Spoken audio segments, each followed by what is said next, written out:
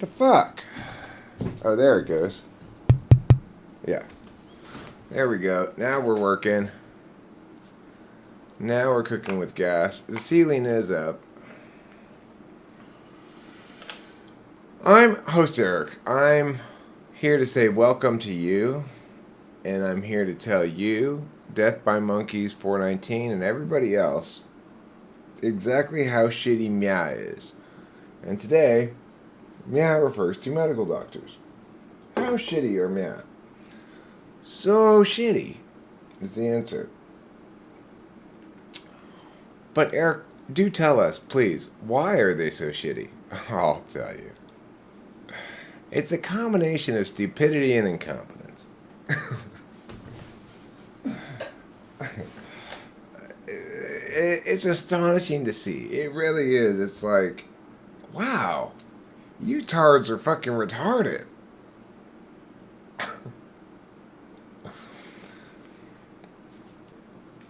I went to the doctor with my dad the other day.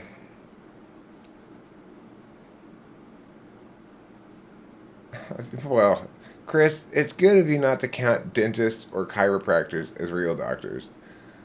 But the truth is, dentists are the most real doctors we have. Unlike every other doctor, dentists actually do things that are important. If your tooth is killing you, you go to the dentist, they pull it the fuck out. You know?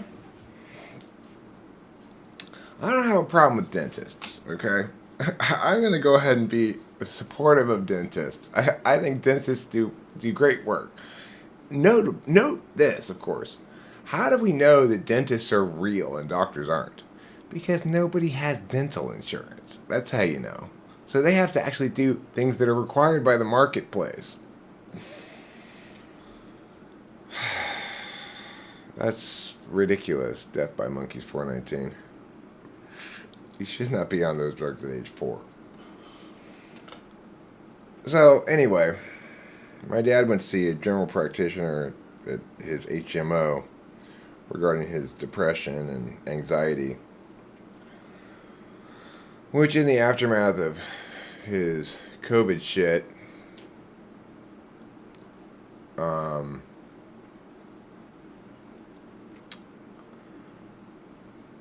got pretty dramatic, pretty bad, you know. And so I went to the doctor with him saying, well, if what you're complaining about specifically is your anxiety is preventing you from sleeping, then ideally they'd prescribe you Klonopin. But when I said to the doctor, well, I think ideally he'd get Klonopin, she said, well, that's a fast-acting benzo. And I said, no, that's not correct. It's actually got a 72-hour half-life. And you know what this woman said to me? Regardless, you ground-shifting scumbag. You fucking ground-shifting scumbag. Regardless, you just spewed bullshit. I called you on it, and you don't seem to think it matters. Well, that's not how I practice medicine. Listen, cunt. You don't practice medicine. You practice self-delusion. You think you know what you're doing, but you're stupid and incompetent. Definitely not as smart as me. Definitely don't have as good a knowledge base as to what how to think. People who don't think they need to justify things. That's the problem with doctors, right? In any sane universe, anybody making an affirmation has a burden to affirm. We default to the neg. If you don't substantiate your claims adequately, we default to the neg. Doctors think we should default to the aff. That we should listen to them because they're the doctor. But I have had plenty of experiences now to know that doctors don't know shit about anything. They're the most retarded fucking tards in Tard Town. Otherwise, they wouldn't be medical doctors because that requires so much hoop jumping. To be really effective at jumping on hoops, I know, Chris, right? I wish someone would force Adderall on me.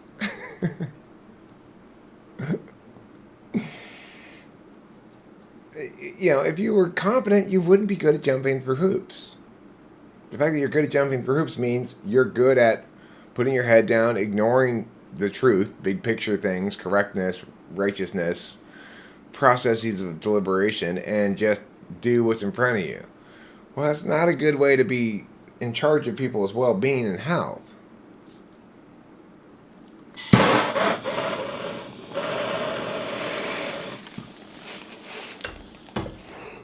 But the biggest reason of all, you can guarantee that doctors are retarded, is they hate me.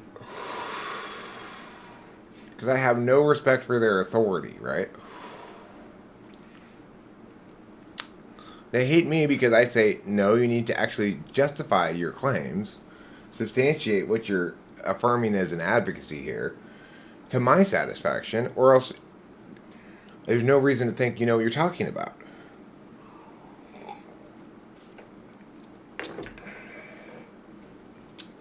By and large, in my experience, female doctors are worse. I don't mean to be sexist or anything, but I think I make them feel threatened even more than male doctors. Although I've had plenty of male doctors running around like they had their skirts in a bunch. I mean, I know more, right? Because Betting Tips 3000, we're not talking about anything in particular. We're talking about a universal rule that says a person making an affirmation, that is to say, making claims about what ought to be done, that they have a burden to affirm that. It doesn't matter whether they're affirming we should get a sandwich or you should take this drug or anything else. If they're telling you you should meow, they have a burden to affirm, which means they need to substantiate their claims, and those claims need to be subjected to scrutiny, and those claims need to withstand scrutiny. It doesn't matter who you are or what you're doing if you're making an affirmation. The thing is, medical doctors, I'd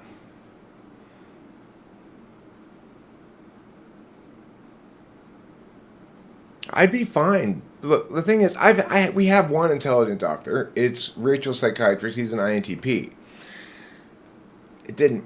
The thing is, the reason we know he's intelligent is because when I first talked with him, we had a very combative back and forth, which I won definitively.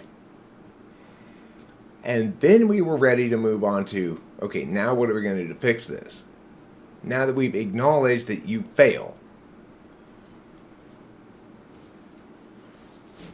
The thing is, I'm not claiming I know better than a medical doctor what ought to be done. I'm claiming that they consistently display to me that they do not know what ought to be done by failing to justify it adequately. I mean, if you trust doctors Betting Tips 3000, wow. I really strongly advise you not to. They are scoundrels, the lot of them. Here's the thing. When's the last time any doctor ever asked you this question? What matters to you most? This is the problem with this doctor that we just saw with my dad, right? Now, note that, okay, well, when's the last time you've been asked that question? So, the doctor informed us that old people shouldn't take benzos and provided reasons, one reason, which was my dad might fall down if he's on a benzo and hurt himself. At no point did this doctor say, what matters more to you, or what do you think is more legitimate a concern? Now, it is true that my dad broke his ribs when he fell down, but really he passed out when he got up to pee from having a high fever. He doesn't have stability issues as in general at all. So it may be the case that for people who are in their 80s, usually they do have stability issues.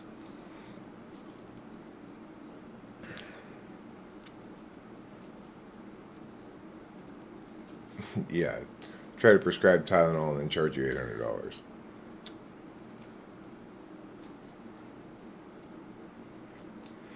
Well, good for you, Death by Monkeys 419. I mean, what's important for Betting Tips 3000 to realize is I've got the record to prove it. That I know, but I know better than doctors.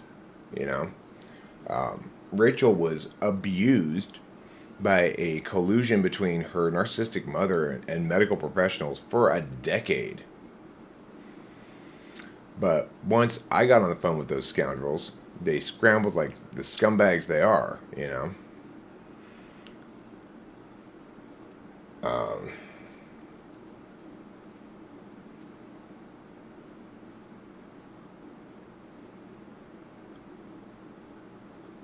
my problem, Betting Tips 3000, is that I didn't threaten to sue them. I asked them the very basic question, pretty important question to have an answer for if you're the medical team. Do you have a signed form from Rachel consenting in any way, shape, or form to this cannabis addiction treatment that you are compelling her to engage in? I didn't threaten to sue them at all. I asked them a question. They didn't have that form, couldn't answer my question. And the reason they scrambled is because they realized at that moment, oh shit, we fucked up majorly. Somebody who's smart is calling us on our bullshit. Mercy Medical Center in New York, various people in that facility worked with Rachel for 10 years and allowed her to persist in a state of semi-treated. As soon as I researched and picked a psychiatrist for Rachel, that guy prescribed her the drugs that cured her. Her mental illness is now completely dormant.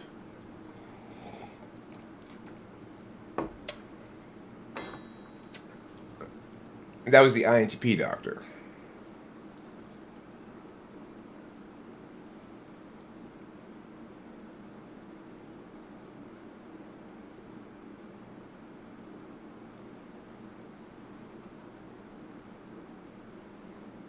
Known by whom? I mean, the thing is, you've heard that, and yet we have rock solid proof in Rachel that for somebody who does have psychotic episodes, bipolar, etc., that the symptoms do not link at all to cannabis consumption. As soon as she was on the right combination of psych drugs, she's cured. Had nothing to do with cannabis at all.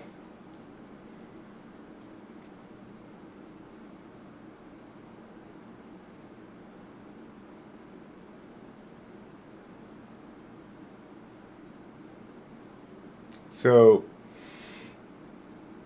you know, hey CJ.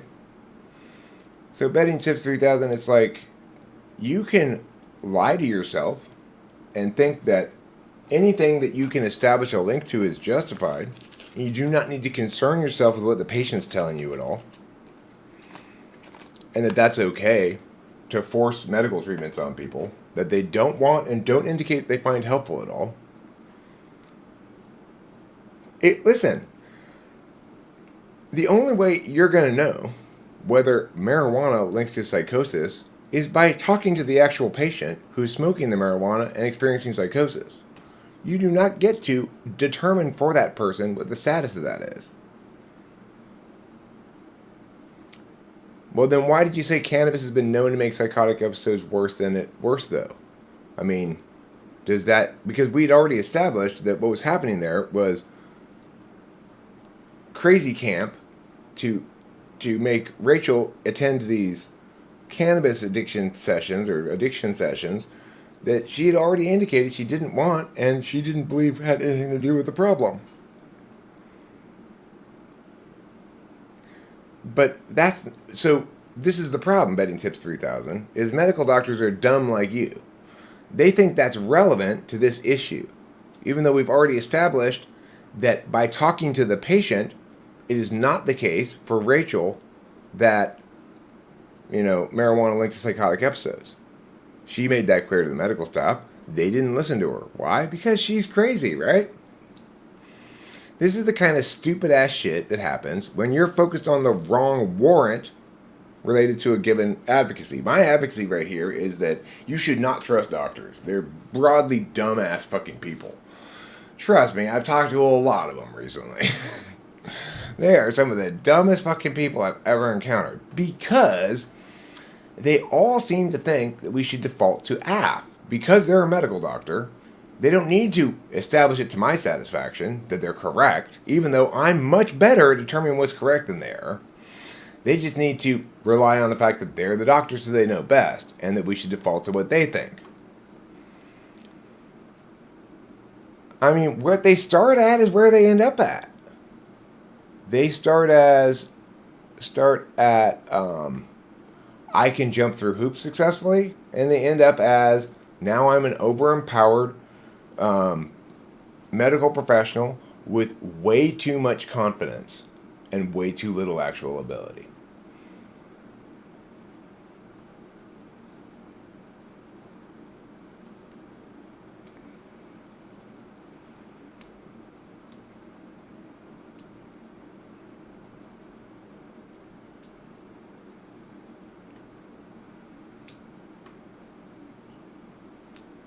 You have bipolar type 1, and I'm told repeatedly I'm not supposed to have it, not like it stops me.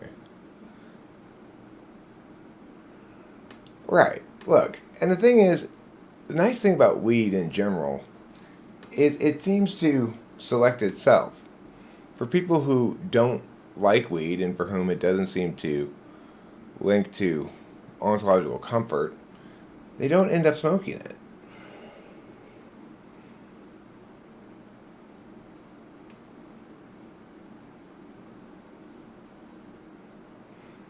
I mean, the thing is, Death by Monkeys 419, if you're experiencing psychosis on weed, the best conclusion to draw, if we're gonna draw any conclusion at all, it's probably best not to draw any conclusion from that, but the best conclusion to draw is that you're not properly medicated for the bipolar.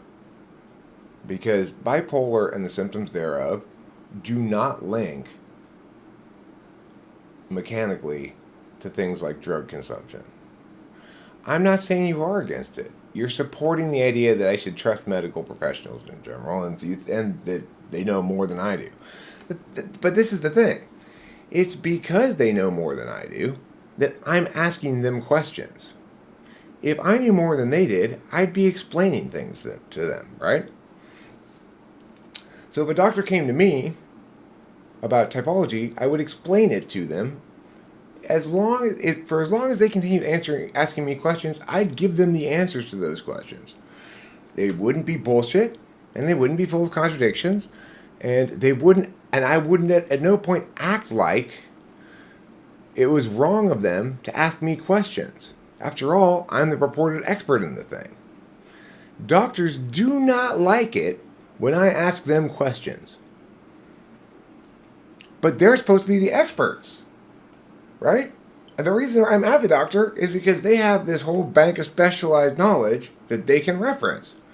So that I can ask them questions and find out precisely why it is that they're advocating MIA. And then I can determine if they're correct to advocate it or not. How do I determine that? Can they answer my questions adequately?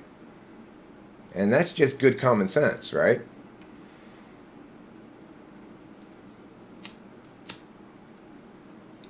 Right. Look, doctors are great if you injure yourself. Doctors are great if you injure yourself. If you have some sort of trauma, physical trauma, they're great for that. I mean, that's the bottom line. I'm applying the same rule I apply to myself.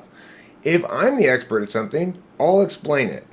If I'm not the expert at something, I will ask the expert questions.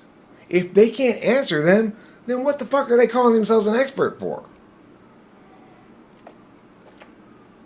You don't tell me Klonopin's a fast-acting benzo. I say, well, that's not true. It's got a 72-hour half-life. And then follow that up with regardless, comma. Regardless, comma, that's not the way I practice medicine. Okay, cunt. You started out, you opened with something factually false. I corrected you, and then you shifted ground. It's strike three in like immediately, right? 3 strikes immediately, right out the fucking gate.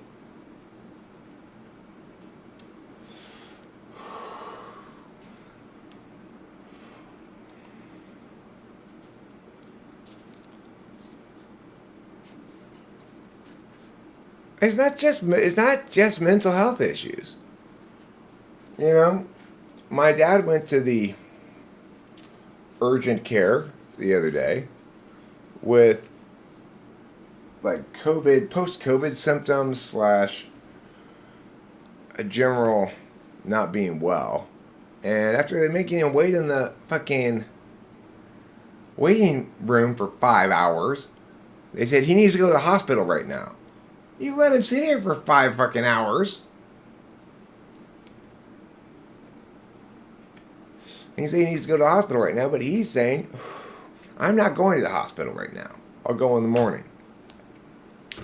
So now justify to me why I need to take him right now instead of in the morning. Well, she doesn't have any good justifications for it, except she just thinks it's better to err on the side of caution or something. When I ask her about the supposed EKG results that supposedly justify the need to press take him to the hospital right now, they don't actually justify it at all. She was just talking out of her ass, just bullshitting.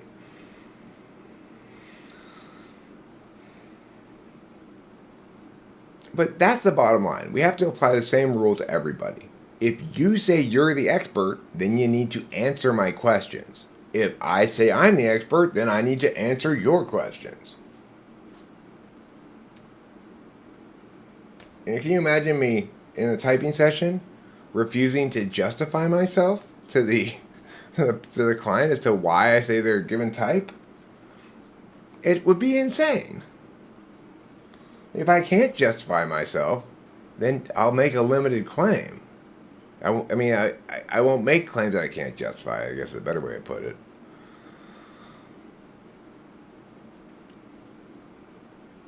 I don't even think she knew which class of drug it was that she ended up prescribing. Because I said, but what class of drug is this exactly? It's not an SSRI, it's not a benzo, what is it? She never did answer my question. The information she printed out about the drug for me, since she didn't want to answer my question, was shitty. My dad printed out better information as soon as we got home.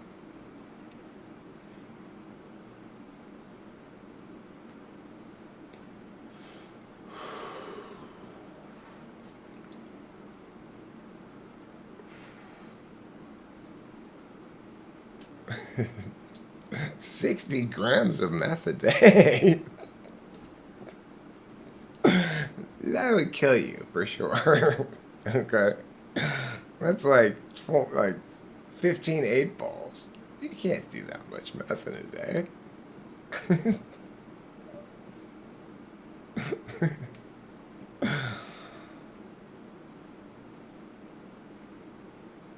Oh no, 60 milligrams. My bad. 60 milligrams you could do. You couldn't do 60 grams. I thought you said 60 grams. That would be a lot of meth. 60 grams of meth a day. 15 8-balls a day.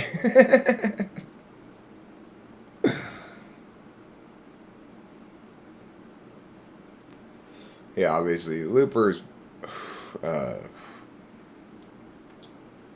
being trolly. I ask questions with doctors just fine. A lot are nice, but if you actually push for a certain route, they tend to get resistant, which is so odd, but also very human, I suppose. Well, it is very human for somebody to not like it when you're telling them how to do their job. Okay? But doctors are in a unique position, right? They're trying to get you to... They're trying to get you to do something with your body and your health, right? So it needs to be a collaborative endeavor between the patient and the doctor to the extent that the patient wants that. Some patients don't want that. And depending on what's wrong with them, that's fine. Some patients just want a lot of shit to be done. But what I'm stunned by is how no doctor ever asks their patients, what matters to you most? They tell you, oh, I'm not going to, I'm not going to prescribe that because meow, meow, meow, meow, meow. So then they tell you what the possible harms are prescribing that. But there's possible harms to every course of action, including no course of action, if you have a problem actively, potentially, right? So it's not adequate to establish here's some possible harms as a justification for why I'm not prescribing that without asking the patient which possible harms are you most worried about? Which possible harms feel most relevant to you?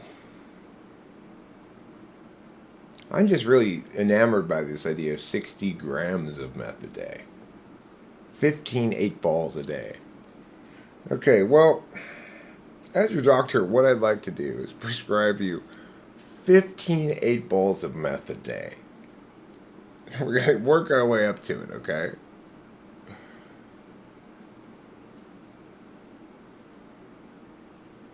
Well, I mean,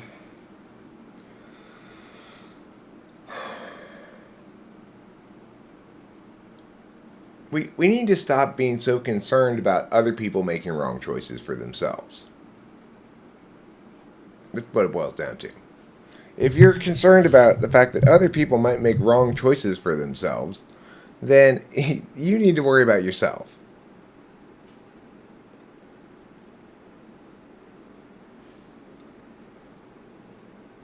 Yeah, they should love answering questions. That's the crazy thing. They view it as pestering, extremely patronizing, and paternalistic. I agree. They tend to be both. Well, I mean, with me, they're not patronizing and paternalistic. They're scared. They're immediately defensive.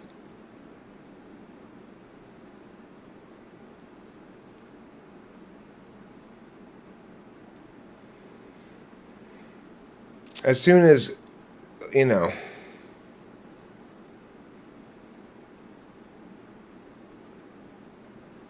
yeah, well,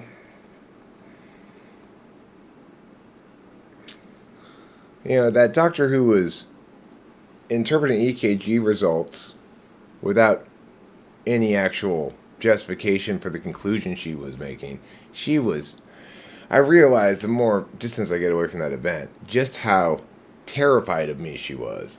Because I was exposing her. And while I don't think anybody else there realized I was exposing her except for her and me, we both realized it. It's really hard to do meth successfully. You're much better off doing Adderall. It's just like meth is like Adderall with an unmanageable time frame.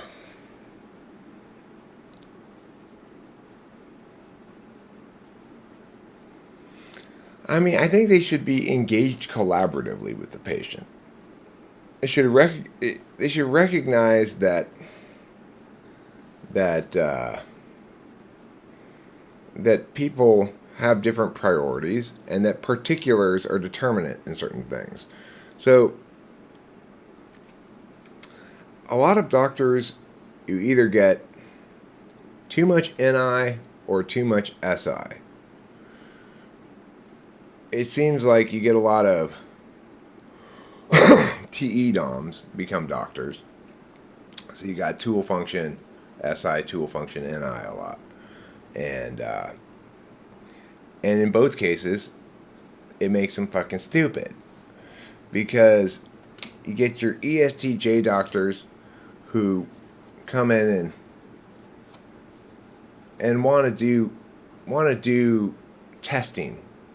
It doesn't matter what you want, what you think. They need to look at some data and they need to run a few tests. Well, what are you testing for? Well, they don't really know what they're testing for. They're testing so they can generate some data to look at, so that then maybe their total lack of intuition won't be a problem as much. ENTJ doctors, you walk in, they already know what's wrong with you. They've got an idea. And they're going to run one test to see if you have that thing. And then when they're wrong, they're not interested in you anymore.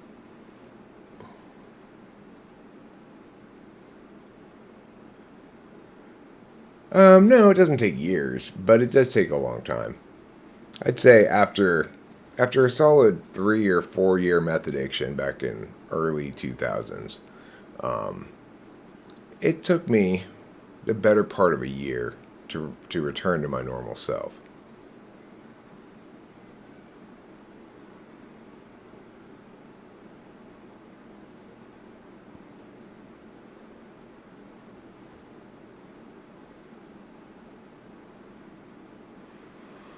Uh, well, yeah, that's within the expected time frame. I think that the people who have the most I think it can be true what you said there.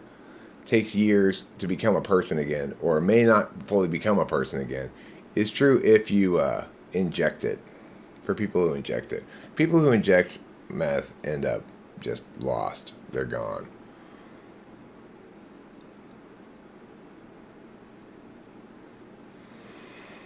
First time I did amphetamines, I was in my,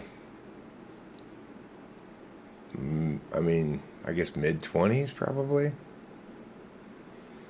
It's not a drug I discovered very early. First time I did meth, I was like, Hallelujah, Hallelujah, Hallelujah, Hallelujah, Hallelujah, Hallelujah, Hallelujah. It was just amazing.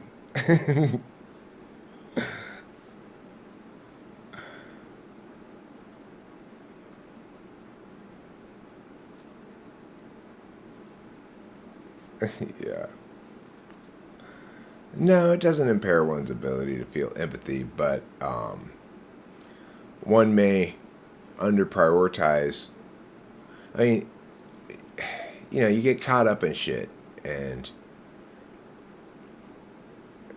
you may it messes with your time, it messes with the passage of time a lot.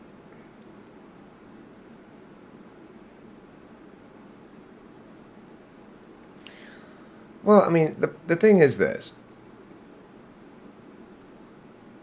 almost most of the time that I've spent at the doctor's with my dad, or talking to doctors about my mom, or with the exception of Dr. Ingram, talking with medical people or anybody in that profession about Rachel's shit, has uniformly established for me time and time and time again that even though I'm talking to a whole succession of doctors, they're all morons. Because they don't begin by assessing the person they're dealing with very well, right? Like, okay, each patient I deal with is a human being who's bringing their own set of shit to this occasion, their own epistemologies, their own attentional stack, their own whatever. If you're going to deal with me and I'm going to feel satisfied, you're going to be willing to convince me to my satisfaction, not to your satisfaction. And what I've discovered is that the problem is the things that they're claiming aren't justified. Otherwise, they would be able to. They would be able to explain to my satisfaction. Yeah, I mean that's how I got good at the guitar, actually, Looper. That's exactly how I got good at the guitar. I started getting good at it when I was on meth, because you really get a lot of practice in, a lot of practice. But also when I got really good at masturbating.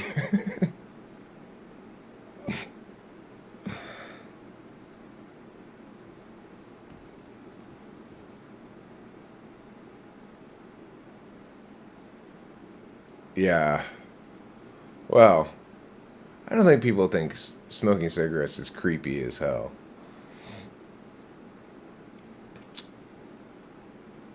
You don't have a heightened sense of time. You have a reduced sense of the past. I mean, time flies by. Like, you get really absorbed in whatever it is you're doing, and hours and hours and hours will pass.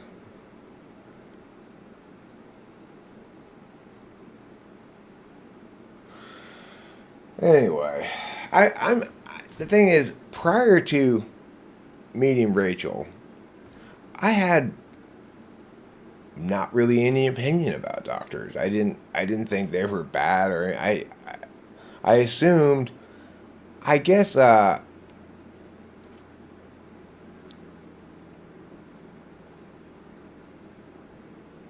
you currently on speed? Death by Monkeys 419? That's not good. Are you smoking it?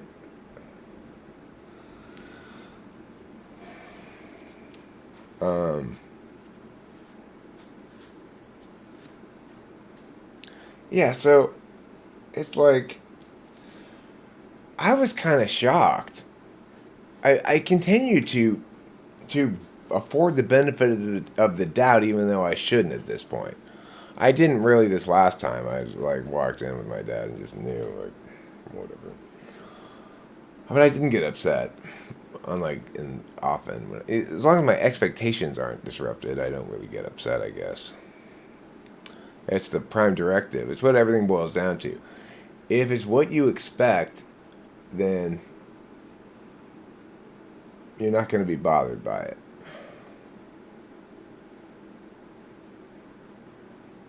Your cousin was cooking and banging that shit in the 90s. Stayed up for over a month at least once. Yeah, well, that's one thing with SI fourth, I guess I'm not as hardcore as some people. The most I ever stayed up was maybe 3 nights, you know? I can't do more than that. Yeah, I mean, it sounds kind of unbelievable. I agree, Boba Fett. But you'd be surprised. Sometimes people can stay up. Yeah, the thing is, he may say he stayed up a month, but you end up sleeping at some point during that process. But I know a guy also who stayed up for like over a week, and the crazy thing is, I've seen Rachel stay up for over a week on nothing except not taking her psych drugs, just bipolar mania, and go into psychosis as a consequence.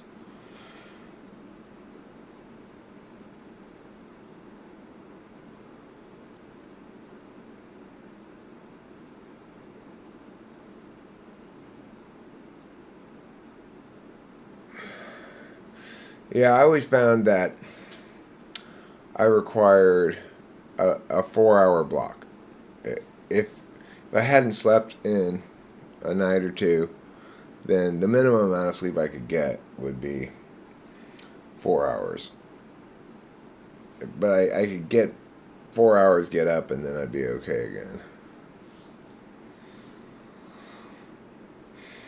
I've probably been up a full 30 nights, but that's the most I've ever stayed up.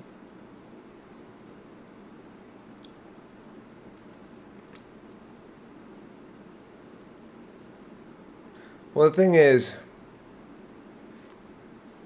that masturbation thing mostly mostly faded away as I persisted in my meth addiction. I was more interested in doing other things that I was doing, making shit, basically. I was masturbating metaphysically. I walked in on him one time, searching through the carpet with binoculars. Yeah, I've done that. Not with binoculars, but that's called carpet meth, okay? When you're out, you realize I probably dropped some little meows here on the carpet beneath where I've been packing bowls. And that's when it's time for carpet meth. It's okay. A little carpet meth never hurt anybody. Yes, you're going to spend an hour, 2 hours on the floor meticulously picking through bits of whatever to try to get a bowl of carpet meth. But, you know, that's not the worst of it. Okay, it's like my friend, well, Maybe with a magnifying glass. Binoculars seems a little, not really the right tool. Maybe.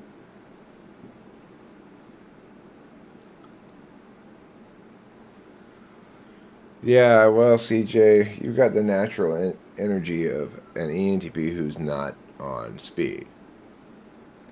So you'll find your energy level is like, yeah, you can't sleep for at least one full night, but then you realize, finally I'm tired, finally I'm exhausted. Then you lie down and you crash, and you're like, good,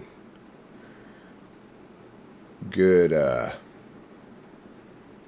resties. Well, tobacco is interestingly, it's like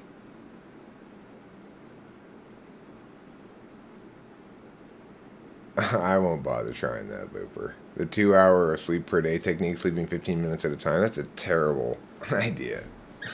You need to get deep into full sleep. You need to get your 4 full hours.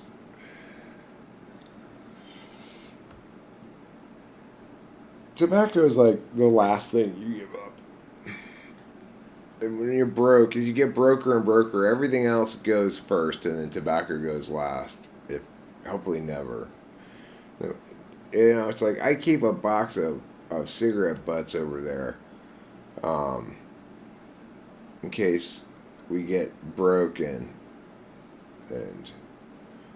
so broke that I can't even afford cigarettes. Um,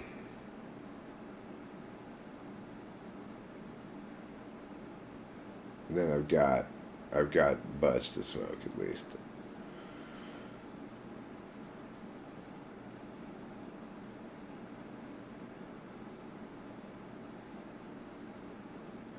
You can stay up 16 hours and then completely done. I mean, 16 hours isn't that long of a day. That's like 7 a.m. to 11 p.m. Yeah, well, I mean, that's when you're broke, right? So it's like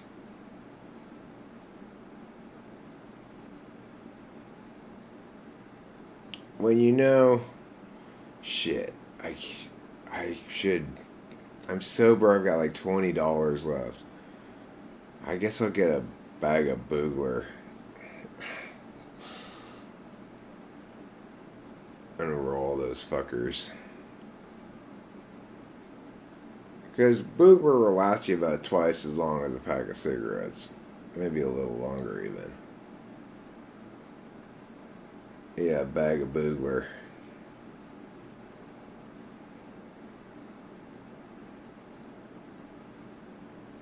How does SE polar affect sleep? I don't know. Um, I don't necessarily think INFPs and INTPs have a lot of trouble sleeping. I think they probably sleep fine. I don't think they necessarily sleep a lot. They're probably not gonna self-identify as needing their full 8 hours every night like a SI Dom might. I thought that typing of that lady that went up, I don't know, yesterday or something like that, that it was pretty cool video because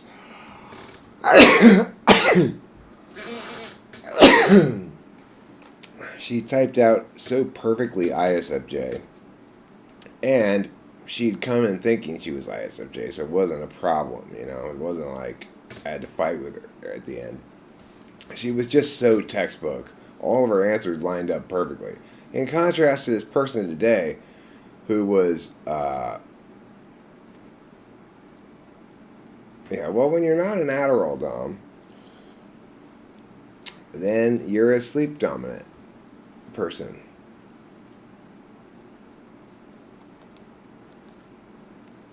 No, because as I've said before, Rain, 3, 4, 5, 6, and 8 can all look anything. 4 slot any can look a lot like 7th. She was definitely an ISFJ.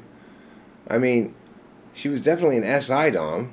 If you watched it and you paid any attention to her SI answers, it's pretty indisputable that she's SI way up there, right?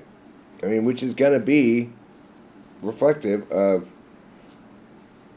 not really doing well when put on the spot.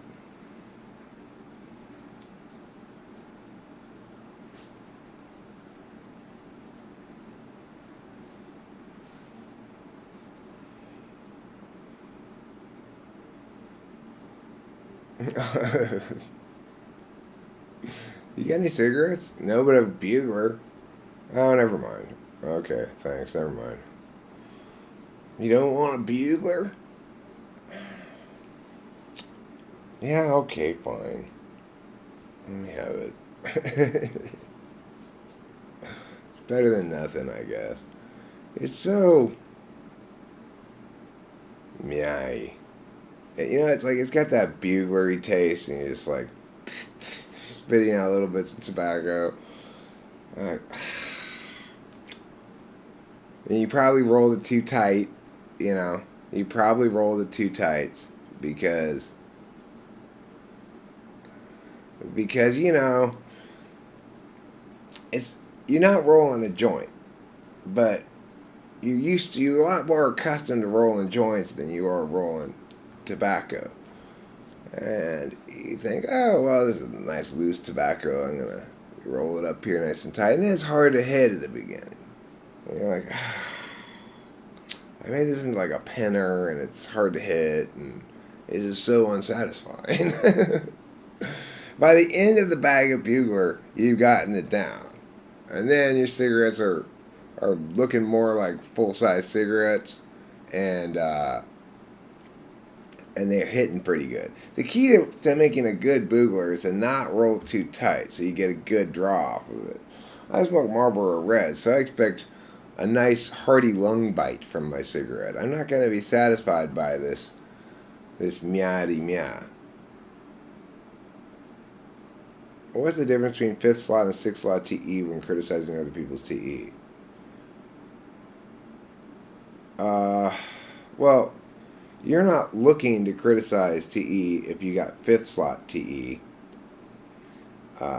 So somebody's really got to fail on it for you to notice, and then you'll lose respect for them. Whereas 6th slot TE, I'm always critiquing other people's TE while concurrently feeling, including myself, actually, is I'm critiquing not just other people's TE but my own all the time. Why is this organized like this? This is fucking stupid. I get super mad at having to wait for things. I'm the first person to be like, okay, they need to get more people here to working on right now because these lines are too long, and you know, why would they put this over here? That makes no sense. Right, they won't even correctly identify things as TE. They'll misidentify them as either, you know, they'll misidentify SE as TE or vice versa mostly.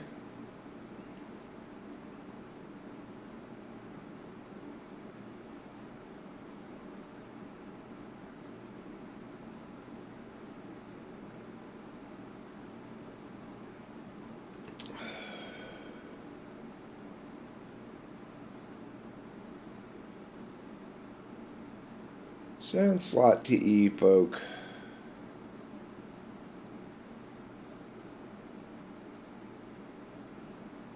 Well,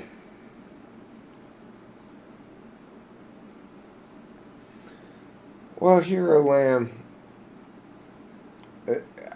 Hero Lamb says this. Like anybody else, doctors are hit and miss. It's ironic that they have such specialized info, yet many can be really stupid intuitively and just in life in general. I mean, the thing is, I find them vastly more commonly missed than hit. And the only doctor that really I found to be hit is my doctor, Dr. Ingram, or Rachel's doctor, who's one that I looked on the free market for a doctor to picked this guy, and he turned out to be an INTP. He engages with me adequately about the subject we're discussing. He knows he's in for an argument with me sometimes, right? And he accepts that that's part of the deal.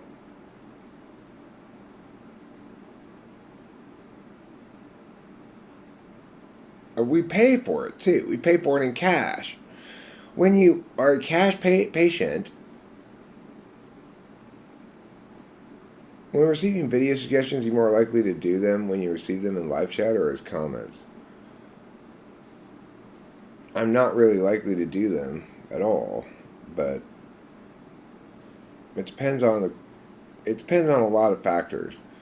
My mood, which is random. That's a random thing that people can't really control. And then the quality of the suggestion, but only a little bit does that link. Like sometimes a great suggestion is I acknowledge it's a great suggestion, but I'm just I'm not feeling like doing that, Is Dr. House an INTP? I've not watched that show. I've heard lots of people tell me about it. Have suggested to me that I remind them of Dr. House in that show, but I've never actually watched it before. So I don't know what to say about it.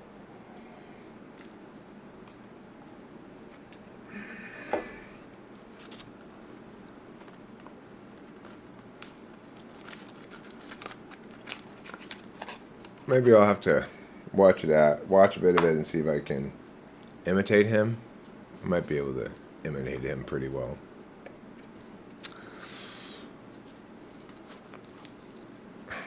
Last time we went to the doctor, Rachel said that, because she stayed in the waiting room while I went in with my dad, and she said every time they opened the door to let in a new patient back there, she listened to hear if I was yelling.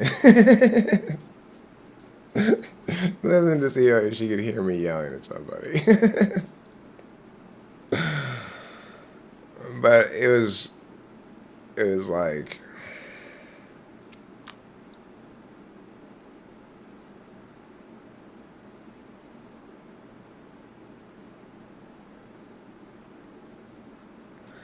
well, this is the thing here, Lamb. This is the problem I'm having with doctors, is that when you do match their authority level with your own intellectual robustness, like I do, then they get super defensive. They don't like this at all. They don't think they should have to sustain their affirmations. They think that we should default to aff. We always default neg. Anytime somebody's affirming an advocacy, we should do this, we should think this, we should whatever, then they have the burden to affirm. They need to establish justifications adequate to support their claims. And if they fail to do so, we default to negation. Doctors want you to default to aff. They want you to say, because I'm the expert, you should assume I know best.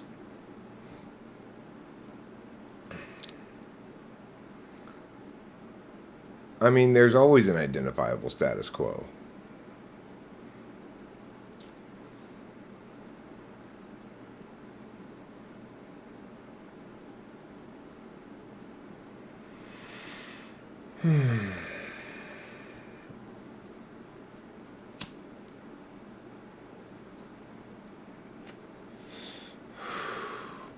Yeah, but the thing is, if you do assert your dominance with doctors, they don't like it. They really don't like it.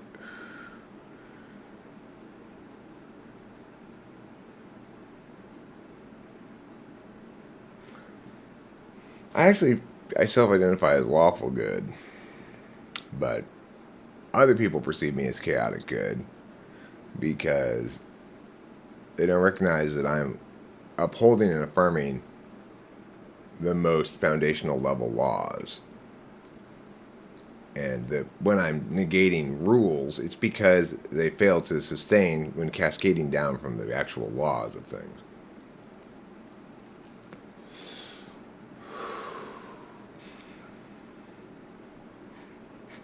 That's the plot of every Dr. House episode.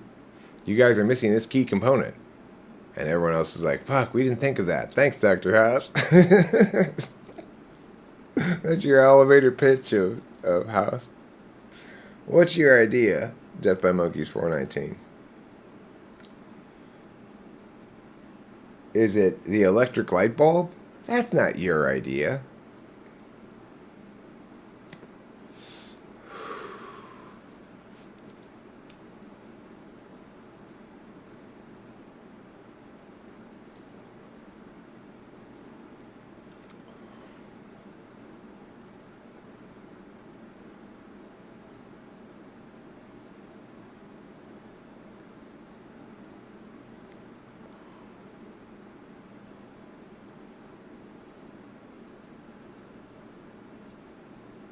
Yeah. Make him handicapped so that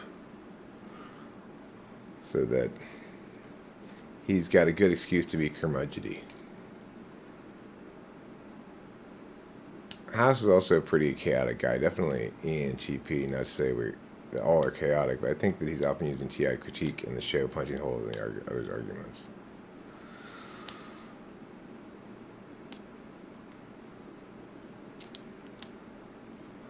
Yeah, Columbo. One more thing.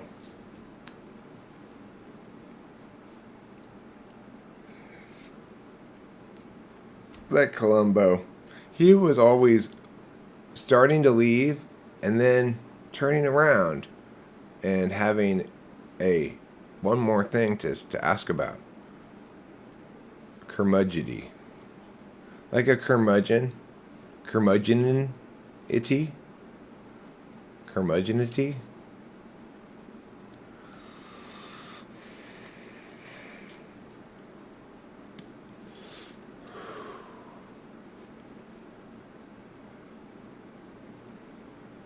Yeah, he was very. He's a definitional. He's a textbook example. I mean, of the frumpy detective. You want to know what I mean when I say frumpy detective. Just look at a picture of Columbo. I've not seen Wings of Desire. I've not seen it. It sounds super gay. It's got a really gay title. You know what I'm watching right now is this show called The Oliver, which is a Seth MacFarlane show. It's like a pretend Star Trek Next Generation kind of, or I guess you'd say a send up of that genre, sort of, while also being just an example of it. It's pretty entertaining. It just came out on Disney Plus, but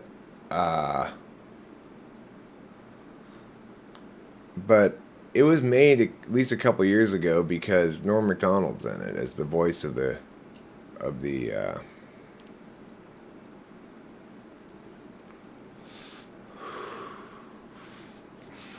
scene where the nun mocks him for wearing the same coat for 7 years.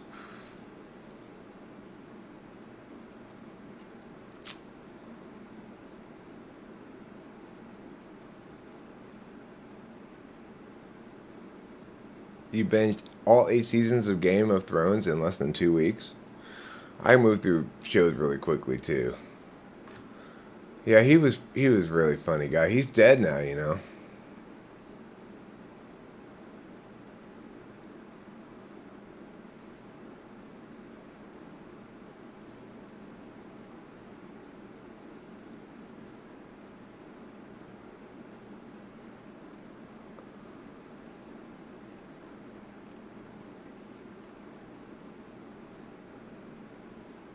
What if we want to debate the matter of should the lawn be mowed?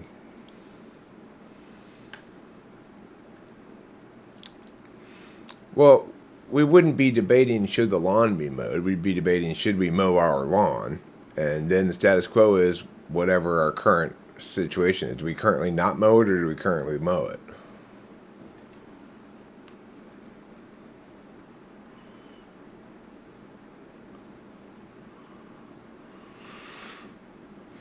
If you want to watch a a good movie from the 1930s, you should watch Tip Top.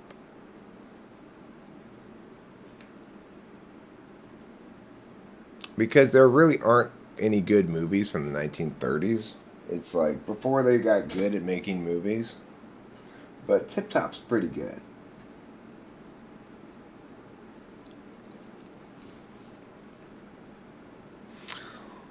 I don't like dark stuff. Dark stuff makes me feel emotionally engaged. Like what, Ryan asks? Like what? Let's be honest here. Does it really, though? Compared to what other decade did it have a lot of good movies?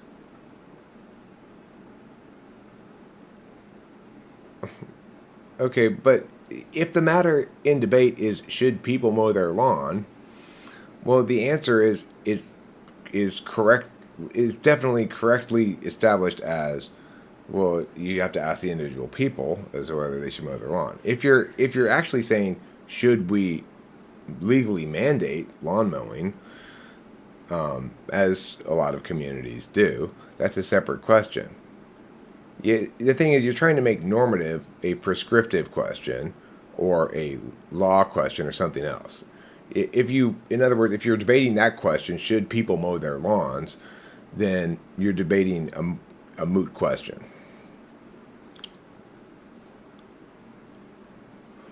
Wizard of Oz was in the 30s? King Kong Stagecoach? I didn't know Wizard of Oz was from the 30s. I've not seen King Kong, the original one, or Stagecoach. I'm kind of interested in seeing Metropolis. It's an interesting story about how they, for many years, had only this, like, abbreviated cut of the film, and it was kind of confusing because they cut out stuff that was pretty important, I guess. Oh, Metropolis is in the 20s? Wow. That's old. I didn't know that. It looks cool from what I've seen of some of the clips from it. It looks like it's, not really super bad special effects for the 20s. I mean, really, that's pretty impressive from what I've seen. I mean, it's like, should people prefer Coca-Cola or Pepsi? Should people prefer Coca-Cola? It's not. It's not a meaningful question, right? The negation's always going to win that because it's the wrong kind of question to be asking about that matter. Personal preference is necessarily a particularist question. We can't universalize. If you inappropriately universalize or inappropriately particularize, then it's bad resolution writing, I guess you'd say. The resolution skews too much one direction.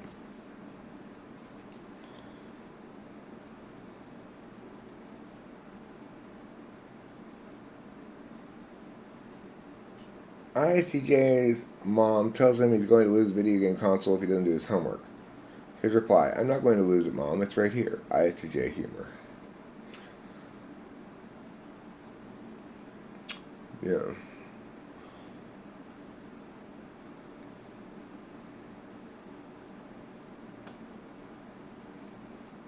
If somebody says something like that to Tiffany, she says, I don't know things, I find things about that.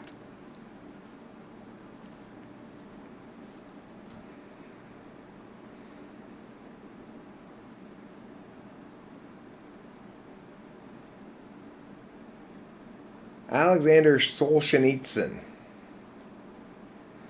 Is S.E. Polar easily jump scared? I don't know. That's not a bad question. It's kind of interesting. Maybe. It's a good question. I don't know the answer to it.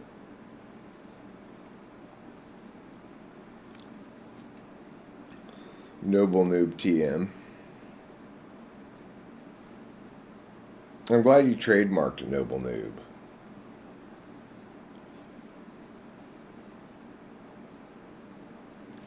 World War II soldiers were forced to take Adderall. I mean,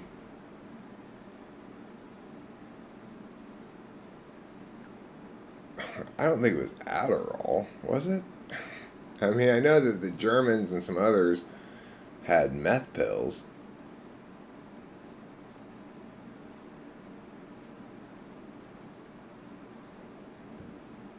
Well, I mean, that's one of the ways you know it's not really a debatable question is that there is no status quo to. It's like saying, um,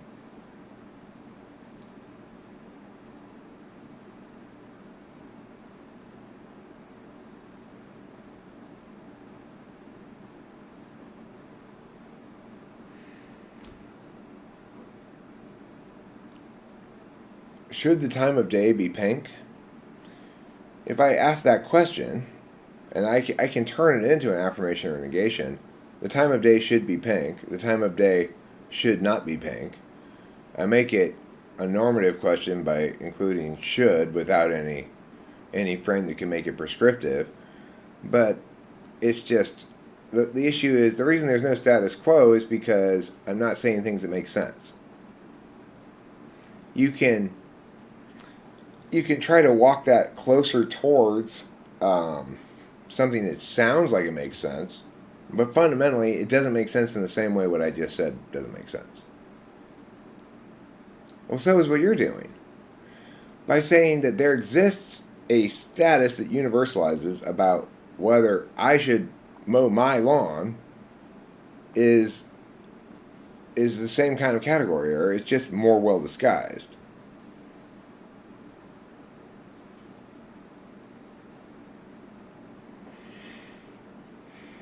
Well, Sir Thomas, interesting of you to bring that up, the Addams Family. I was watching this YouTube video the other day about uh, celebrities or something, and um, and it would seem that Christina Ricci did a better job of playing Wednesday Addams than the original girl in that show did, I think. I think she's much more um, in tune with the character's soul than the original girl who played Wednesday Addams.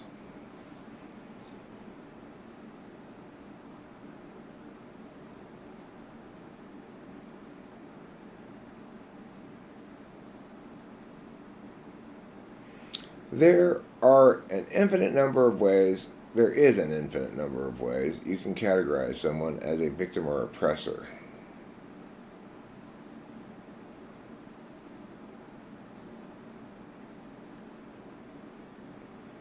What does SI polar in physiotherapy look like?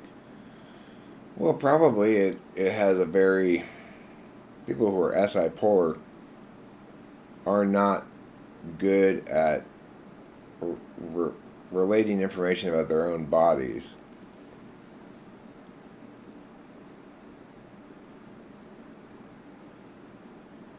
Yeah, I know Wednesday's a kid in that show. The reason I said it was interesting is because I recently had a conversation with Rachel because of this video we were watching on YouTube was suggesting that Christina Ricci was better at playing Wednesday Addams than the original girl who played it in the 60s, and Rachel and I agreed with that assessment.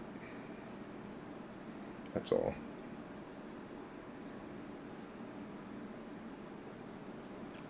I need Pervitin. Yeah, can you give me 60,000 Pervitin pills, please?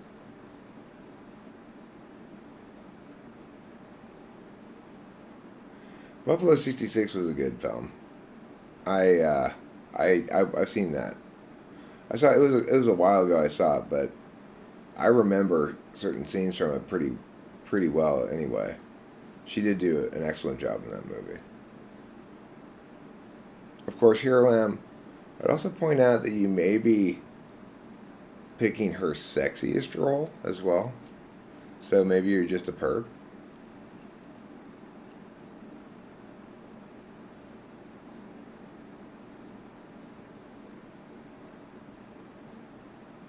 Wim Wenders. Wim Wenders needs to have a less ridiculous name. I'm sorry. Nobody's going to take him seriously if he's named Wim Wenders.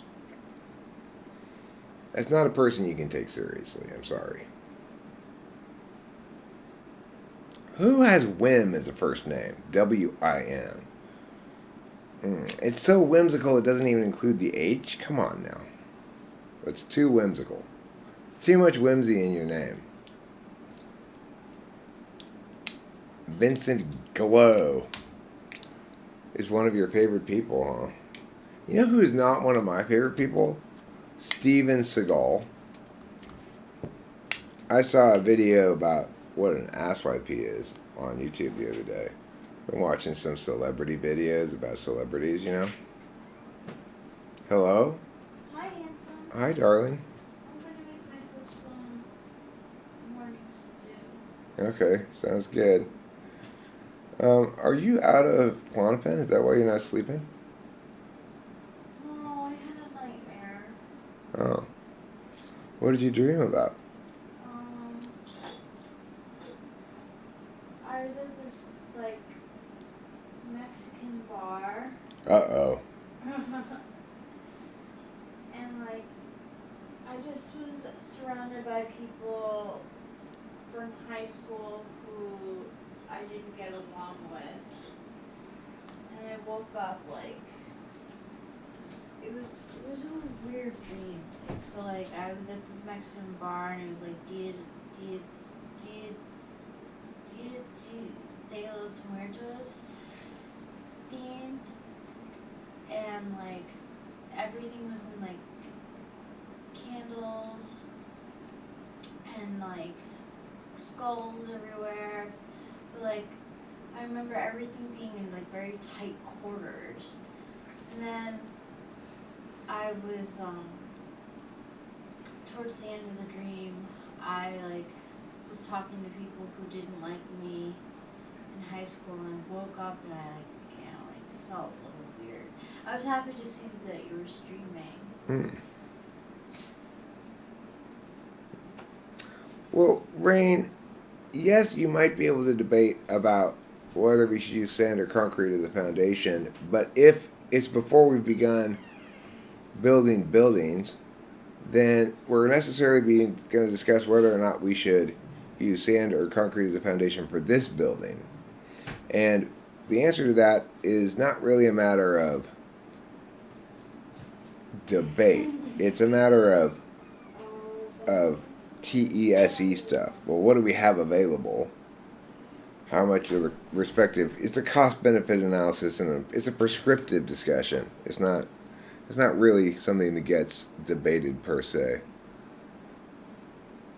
I used to use dynamic themes on my green screen. What do you mean by dynamic themes? Does that mean like some shit going on in the background, like some video or something?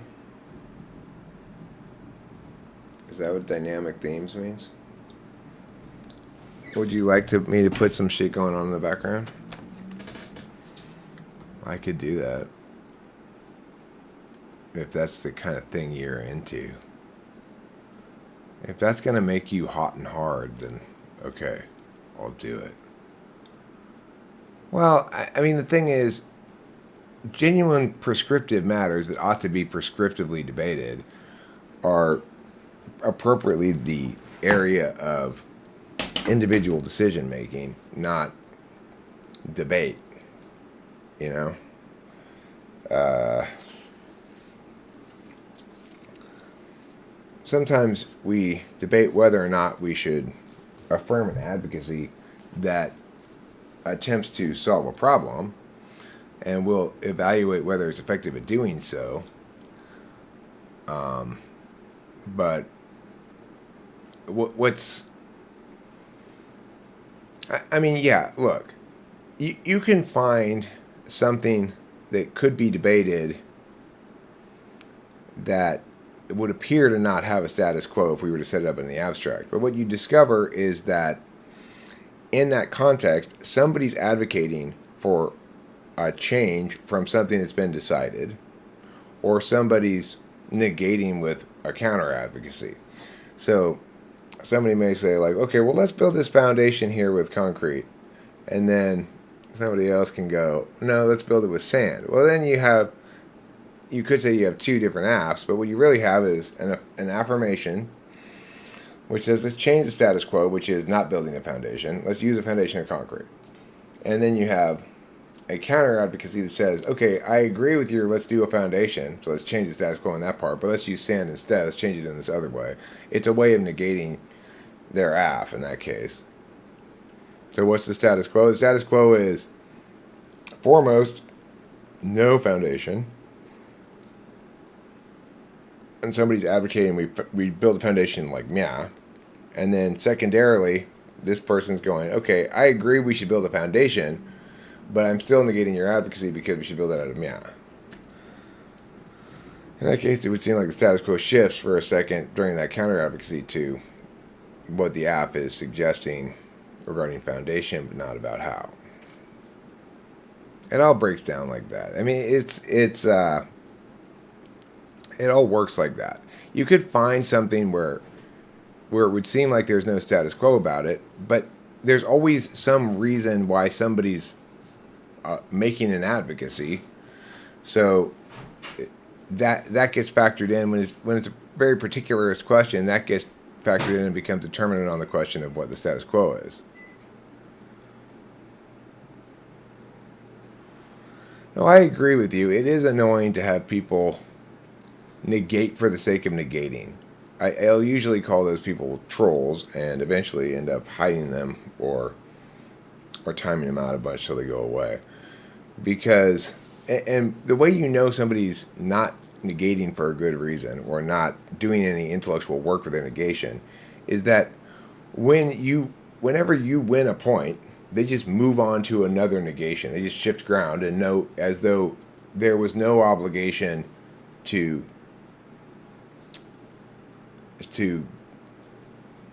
acknowledge and apply statuses that have been determined. The perfect example of an AF doing this is the doctor that I just recently saw with my dad. I said, okay, well, probably I'm thinking he should be prescribed Klonopin given these following things. She says, well, that's a fast-acting benzodiazepine. I said, well, that's not true. It's got a 72-hour half-life. And she said, well, regardless, I mean, that's the point, right? She's making an app. She's got her first block of arguments which are benzodiazepines are bad for him to take because they're fast-acting.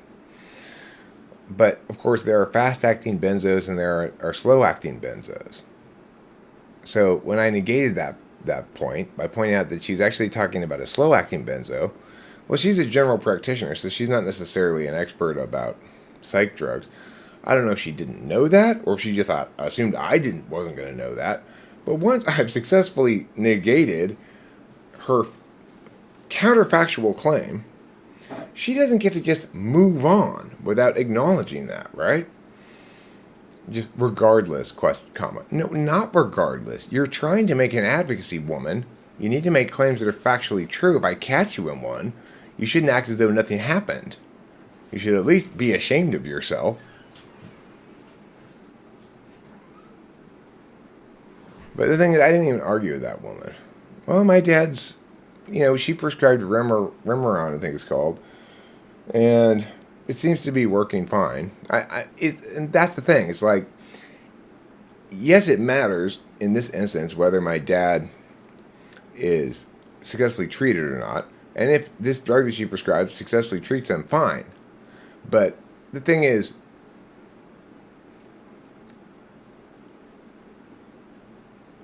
she still didn't do her job, right? Her job was not merely to tell us what she thought. It was to consider what we thought as well. It was to consider like to ask maybe, well, what matters most to you? They don't ask those questions.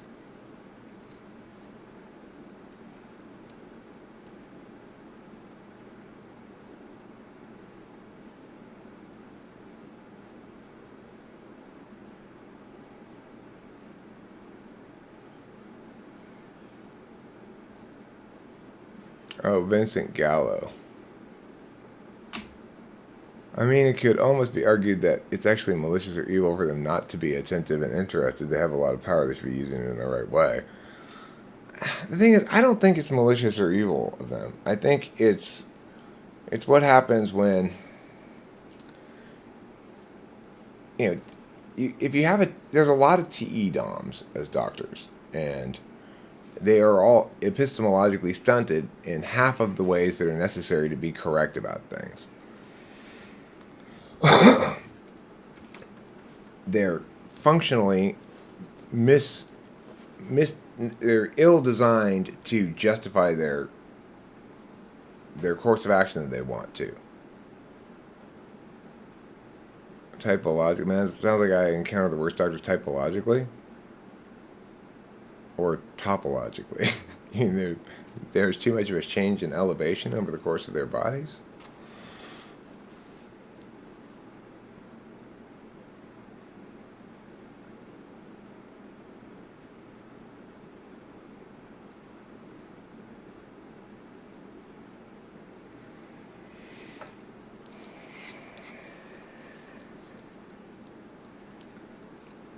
I don't know, man.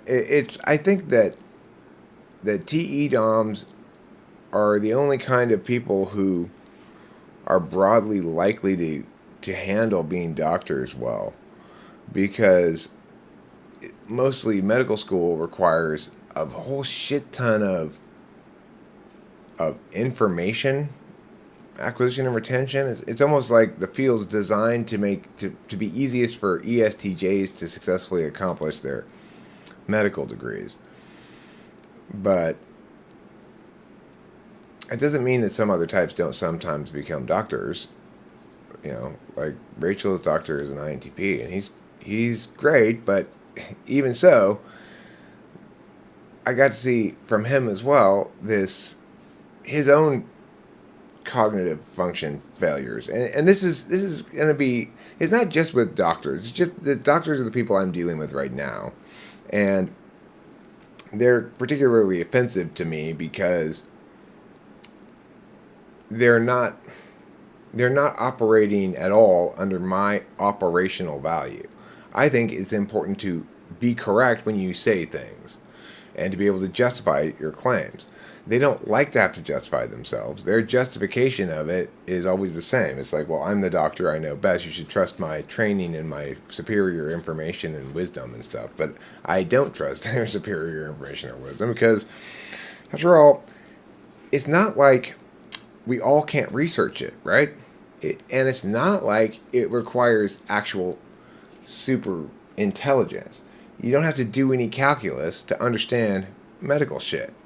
When I did research on whether or not the neurologist's claims regarding nitrous oxide were correct, I determined that there was exactly one study that made the claim that the neurologist was claiming, and that its warrant was bullshit.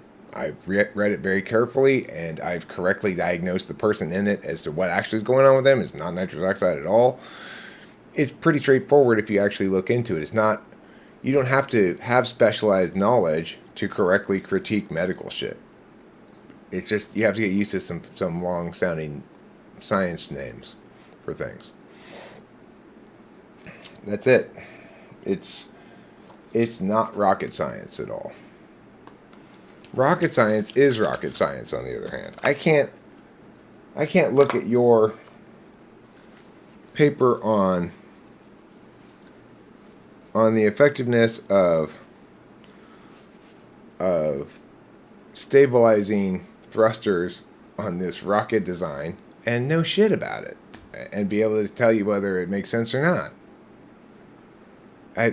It's like, to do that, I'd have to understand a bunch of math shit. Like, well, how do you calculate this thing? I don't know. How do you calculate acceleration when the thruster force per second, feet per second? I don't know. That's too much meowing for me. So I get there's a ceiling of complexity that I can't go above in my correcting of people. I can always correct doctors.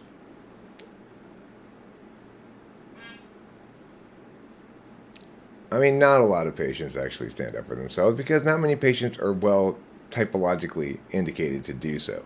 I'm designed to call bullshit on people.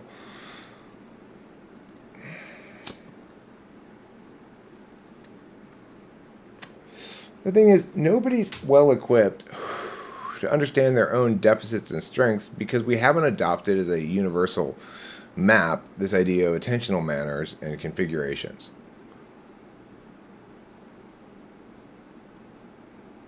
What about nitrous oxide? Well, there's a claim that it links to neuropathy via a B vitamin deficiency. But if you look at the exactly one study that claims to establish this, it doesn't establish it at all. It even includes in the study the thing that's wrong with the person that's actually causing the neuropathy, while misattributing it to the person's nitrous oxide habit because there was a coincidence in the timing of them. It's like this person's coming in with this neurological problem, reports that about a month ago they started doing nitrous, and the doctor concludes that nitrous causes neurological problem. And yeah, if you actually look at the fucking peer-reviewed journal article, it doesn't. It's totally inadequate in its substantiation.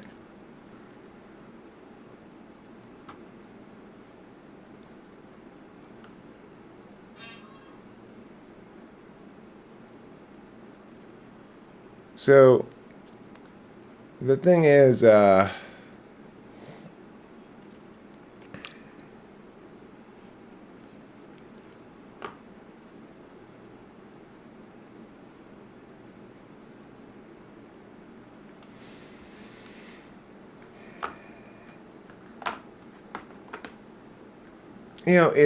it's data without intuition. It's the same sort of thing that happened at the beginning of the COVID stuff, where it was being broadly reported there was 4% fatality of this thing. Anybody who critiqued the methodology here, without even looking into it very much, would have recognized, okay, they're only testing the most sick people in the most susceptible country, Italy. So if I'm just testing the people who are so sick from COVID that they've gone to the hospital, well, then obviously the fatality numbers are going to be vastly inflated.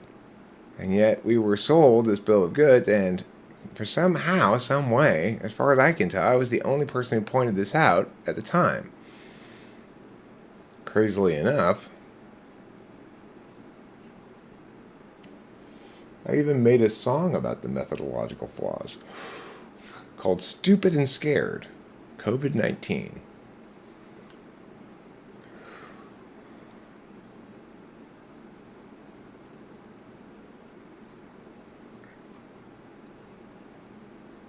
He seems to be fairly engaged with people in that way, which is very amazing. Yeah, I'm not that engaged with people that way. There's this guy, I don't even know what his name is, but he's constantly texting me. I think he's in Arizona? No, New Mexico maybe at the moment. And for every 100 texts he shoots me, I reply with a one text. But it doesn't seem to bother him. And I do read some of what he sends me. At first I was just like, who is this nut job? Why does he keep texting me shit? But now I've gotten used to it. It's like, I'd be kind of sad if he stopped texting me.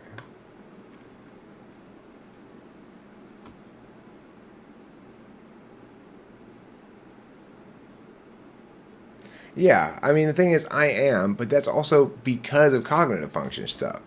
You can't really be aware of your own deficits without a correct map of how to articulate those deficits. When we recognize that our attentional strengths correspond with attentional deficits in ways that weaken our ability to be an authority on meow or mean that we're likely to do meow wrong, then we can start to optimize ourselves so that then we're start to be responsible for our actions. You can't be responsible for fixing something you're completely ignorant of.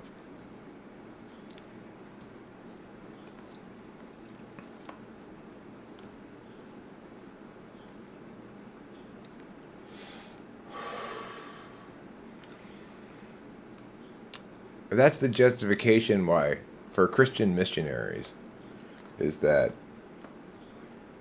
you can't be mad at the heathens for not being Christians unless you've tried to preach to them. Have you had an ego death? I mean, I don't believe that term is meaningful at all. Uh, it just says, have you have you had a very intense drug experience to which you attribute additional profundity, I guess? The answer is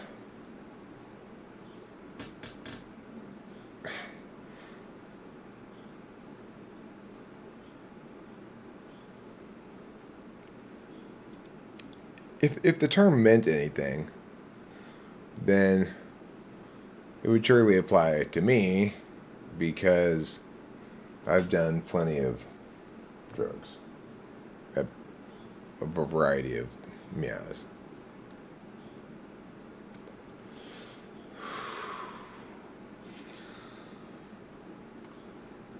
What I've discovered in general is that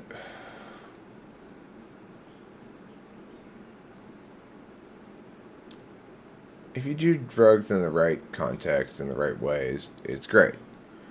And if you don't, then it's not great.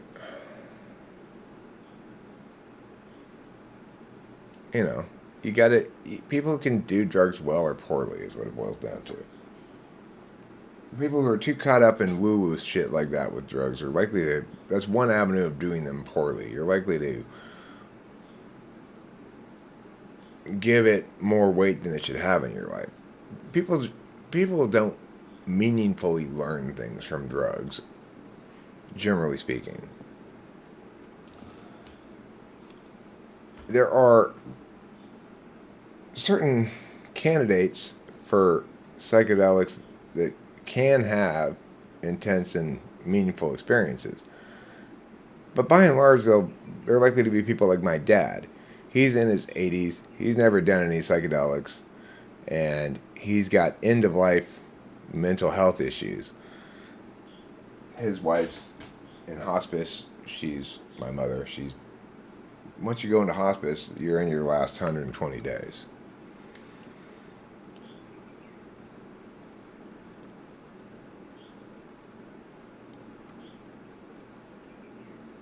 Yeah, ego death is a problem conceptually as a term because it's first of all, the term ego is a tricky one to use. People use it to mean egotistical, self-important, fluffed up, you know, inflated self-concept, but it's also used to just mean your affect kind of. It's not a good term to use for anything because it doesn't it unless you're going to operationalize the definition of it first.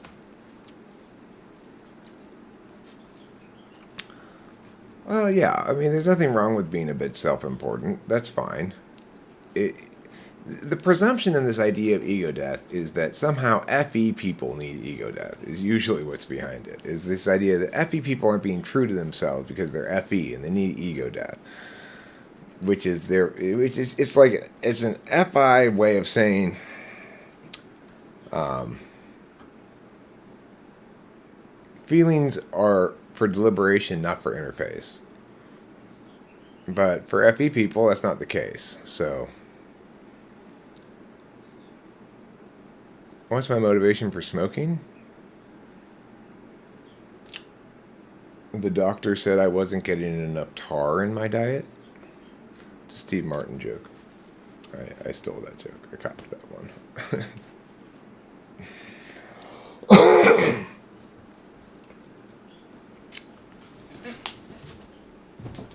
I mean, I don't have a. You don't need a reason for smoking.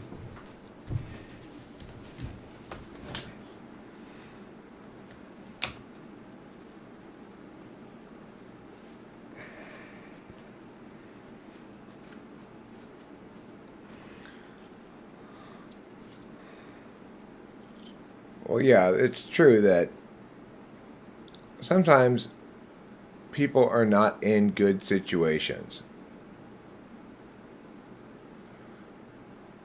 But it's not the case that every INFJ I've known ends up in that toxic environment. Rachel didn't end up in that toxic environment. She came from that toxic environment. What's your opinion on the opioid crisis? I don't believe it's a crisis.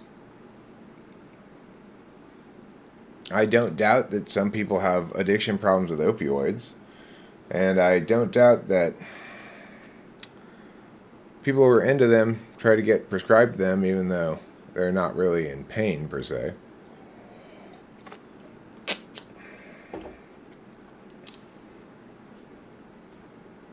I mean, the thing is, all drug problems stem from the same reality. If we don't allow people to access the drugs they want in ways that they want to access them, then we're pushing them towards worse alternatives. Because only individuals know which drugs are sustainable for them and which drugs are not. And it's on a person-to-person basis.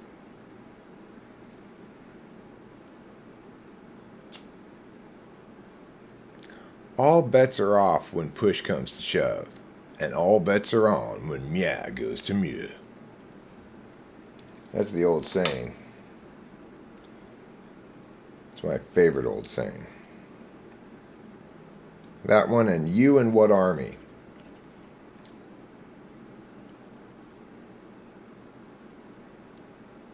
Mental health issues are the problem? I mean, it's one problem.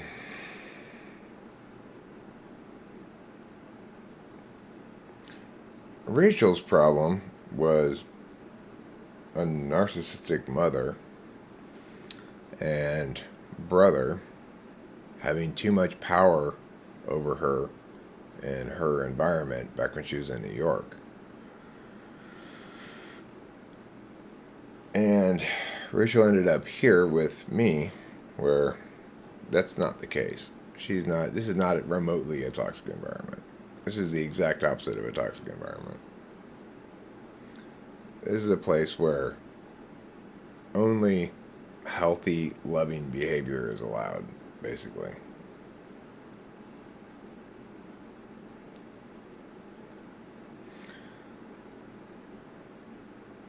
I mean, that presumes that things are in fact illusory. To the extent that things are illusory, well, we can identify an example of something, some good impact from doing psychedelics. For example, there are times when, in the past, I've felt a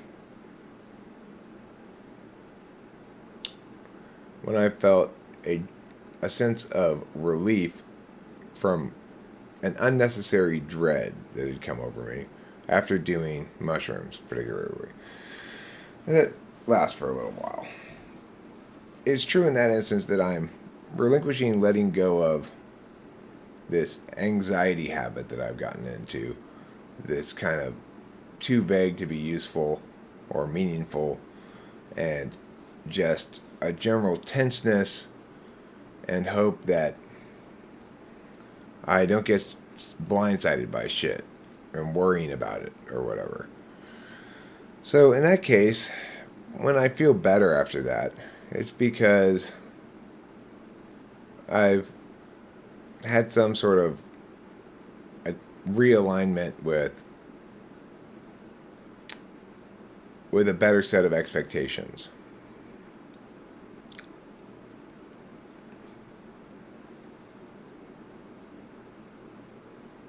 I mean, that's not correct. Death by Monkeys 419 says most mental health issues can only be thought of and addressed properly as complexity management problems. Well, that's definitely not true for Rachel. She has bipolar mania, and it was best thought of as a specific mental health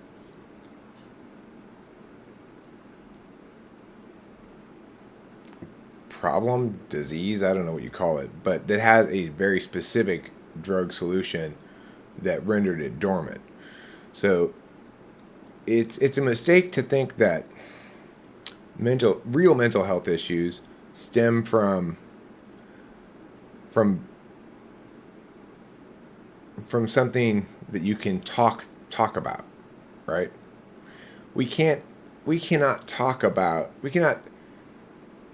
resolve Rachel's mental health problems in any way except medication. And a specific combination of drugs completely cures it.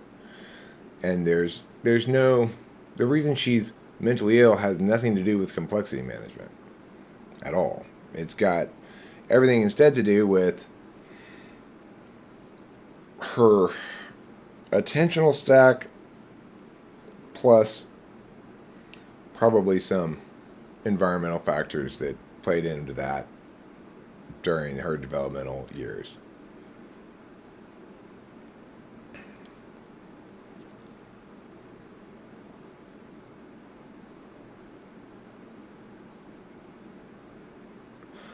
Yeah, but people don't realize that finding the right medication doctor is hard work. You have to put the time and effort in. People give doctors too much authority. Well, here's the thing that I would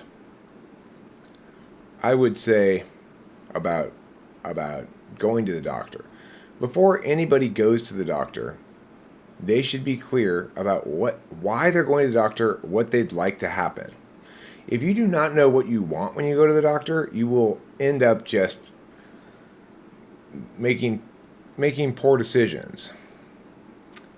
Because remember, you have all of the information about you from the beginning of life until now. They have none of it. Maybe a little bit of information on your chart, right? And so there's an assumption when you go to the doctor, there's something wrong with me. Can you figure it out? You need to remember that fundamentally you're better at knowing what's wrong with you and what you need than anybody else is ever going to be. What treatment has she received regarding the bipolar? Well, she's on a combination of Prozac, olanzapine, I think it's called, and Klonopin. She takes half a Klonopin before bed, and an olanzapine, and then she takes Prozac in the morning. And as soon as we got that third element mixed into this combination of drugs she's on, it was like, as soon as she took the Prozac, it was magical. It was absolutely magic. It was like within an hour she went from years of being somewhere between well managed and completely insane to not insane at all. Just nothing to be managed anymore. Just fixed. It was stark, like a light switch.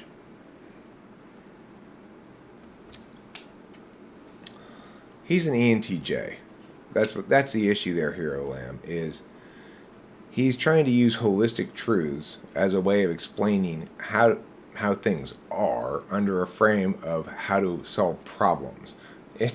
He's trying to be a philosopher, but his cognitive function stack does not allow it.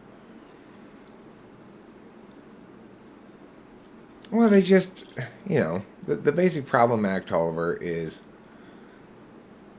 they don't feel as though they need to justify themselves adequately to me.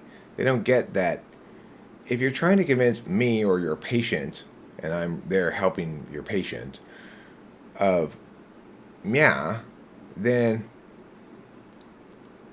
I'm not an idiot. I accept that you, the doctor, know more than I do, but I'm going to be asking questions to see if your claim withstands scrutiny. I'm going to be doing and doing adversarial rhetoric to test its legitimacy, its integrity as a claim and as an argument block. Doctors do not like that. They don't like that at all. They want you to default to affirmative because they know best, rather than default to negation like everything must be.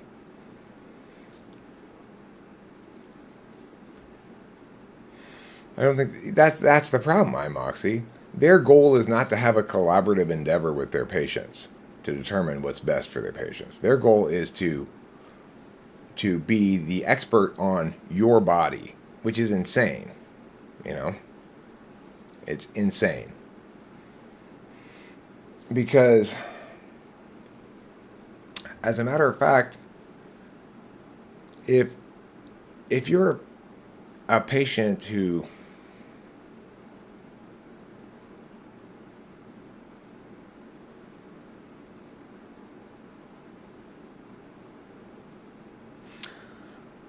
I mean, look, regarding Jordan Peterson, it's not that I dislike him or that I think he's terrible. There's a lot of people out there who are more terrible than him. It's just that he's above his pay grade. People are expecting him to be correct, but that's not his area of expertise. And he's trying to put on the big boy philosopher pants, but they don't fit him.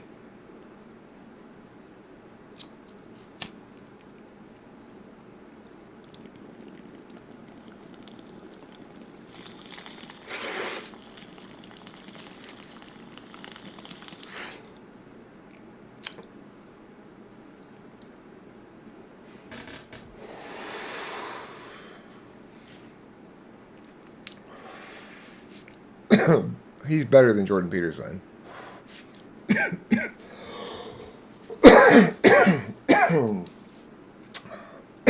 What pants do fit him? I mean, I don't know. It's like he calls himself an evolutionary psychologist.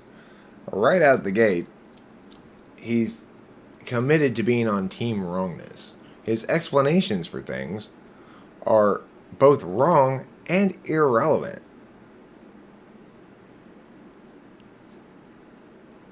So I don't know. Maybe he should have been a surgeon or something like that.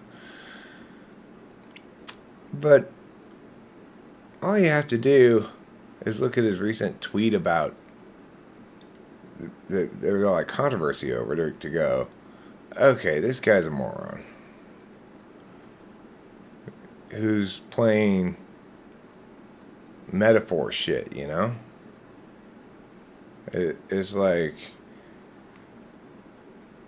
gender reassignment surgery is not literally a crime. He's tweeting about how there's this crime going on, even though he's disrespecting the word crime. Crimes are committed by one party against another party or property. They're not consensual decisions between... In that instance, the doctor's doing what the patient wants. The doctor doesn't initiate this suggestion at all, right? He or she's got to go find a doctor to do the thing, who agrees to do it, etc. There's no possible way anybody could conceive of that as a crime because of the obviously... There's no rights violation, you know?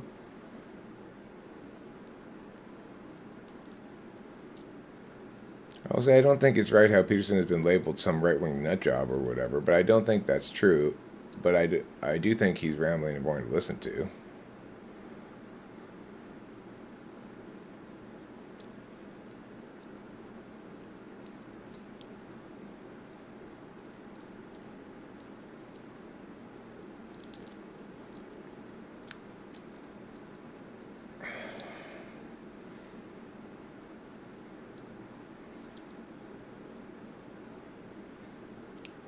You know, it's just... Okay, but it's not very fun and easy to make fun of me, right, CJ?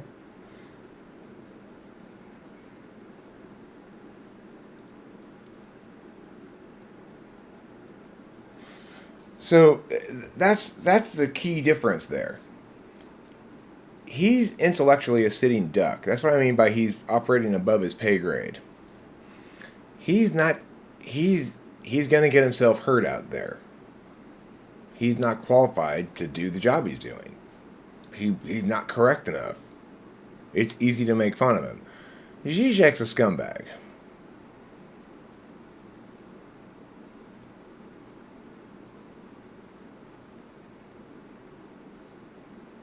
Right, but unfortunately, when talking about public policy matters, your gut, your holistic truth is not a good enough justification. Because they're public policy matters, one needs to apply a universalist public metric that everybody can apply and test equally. Otherwise, you're advocating above your pay grade, right? He's not qualified to do that because he's not thinking about it correctly. Zizek tries to position himself as a communist while not saying anything and selling expensive tickets to college kids to support his coke habit. How about that?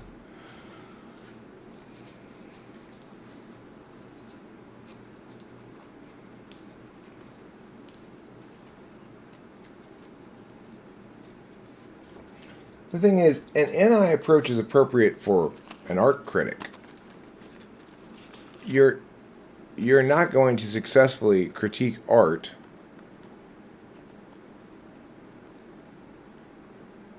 he doesn't even and then he spends all of his time saying nothing because he can't actually defend what he's talking about because he's I don't know. MOSR radical, the postmodern left slash. I don't know what that's about there. I don't know what MOSR is. There's radicals of all sorts. To identify those particular radicals or these particular radicals as the problem is to be part of the problem. You know, it's not. It's neither the team you like nor the team you don't like that's the problem. It's these teams in general.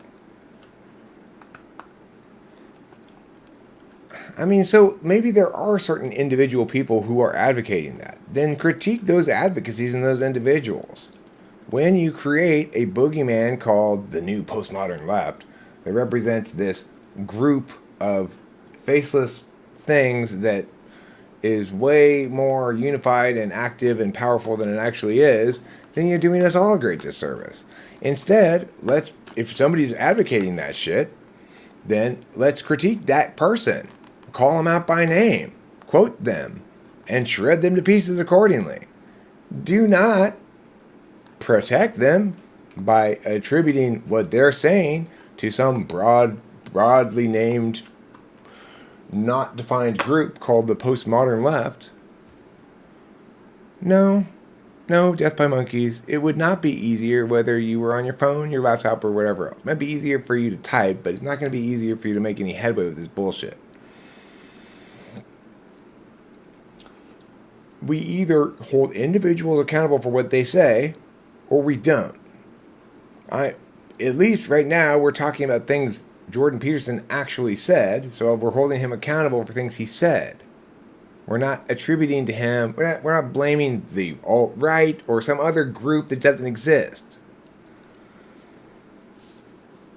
Rachel needed a combination of 3 specific drugs for her mental illness to go from more or less poorly managed to gone in light switch fashion. She needed Prozac, olanzapine, and Klonopin.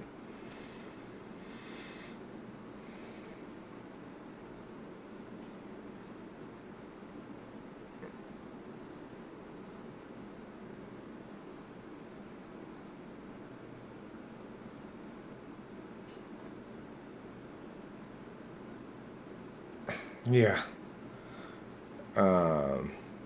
I saw somebody with a shirt on the other day that was like, consume less. They bought that fucking shirt.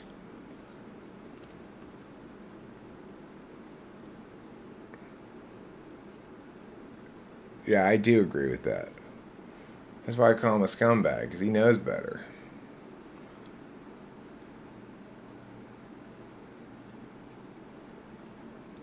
There's no point in talking about left-right shit. The point is, you've got team people who are more interested in blaming and critiquing the other side and having their little feelings of gotcha than they are in anything resembling public policy.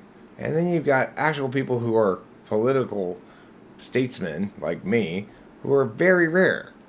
And even the people who are here talking to me are themselves not necessarily on board with this statesman-y approach.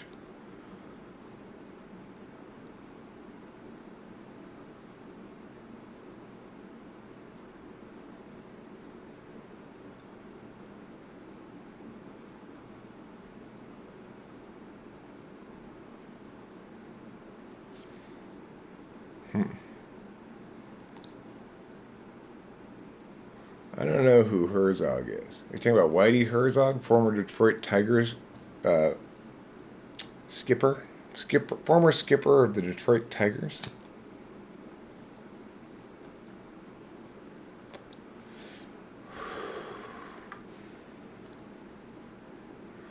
Well, they don't necessarily, Hero Lamb. I don't type a lot of real INFPs. They're pretty rare, actually, at least to be typed by me. Um,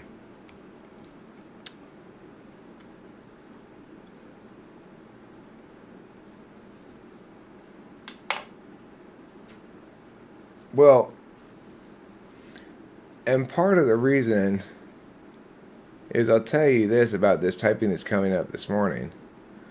At the end, I ask him, and he explains that he comes into the typing thinking he's either INFP or INFJ. Those are very, very different types, right? But INFPs are poorly understood.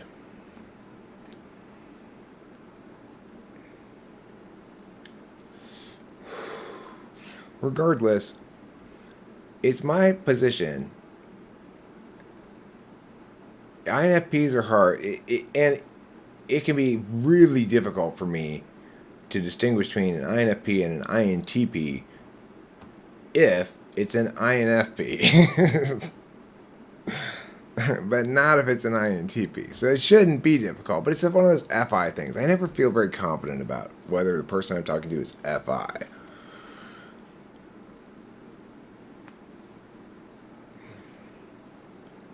If they are. I'm usually...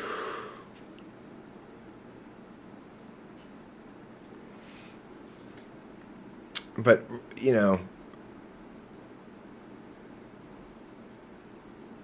The thing is, it's harder for us to notice or consider even, or include in our calculations even, the functions that aren't in our front stack.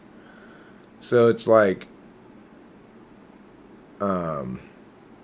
well, I'm going to tell you spoiler alert right now, okay? So, if you plan to watch that typing session and don't want to know what's going to happen in it at all, then mute me right now or turn it off for a second or whatever, because I'm going to tell you guys something.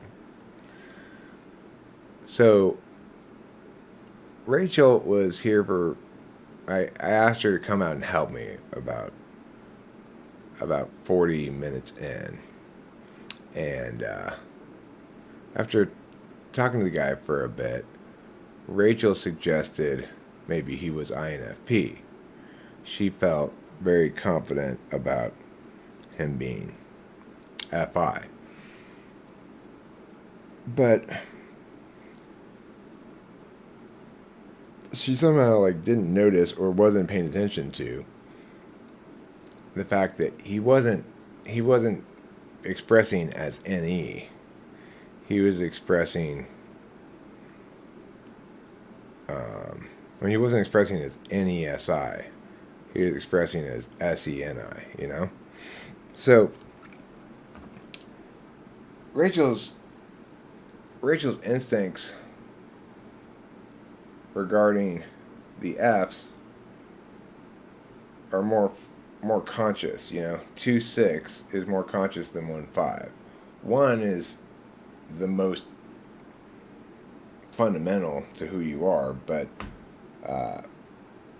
5 is less active in your engagement with things than 6. So what that means is when she's consciously intuiting about things that are informing her about what type this person is, she's going to be consciously intuiting about the F's first and foremost.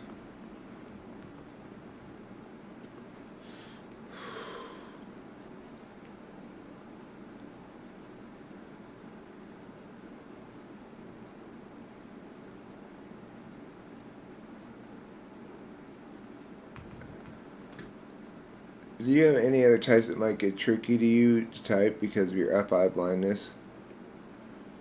Well, put it this way. Most of the time when I type a person who's FI and not FE, it takes me a long time to make that determination.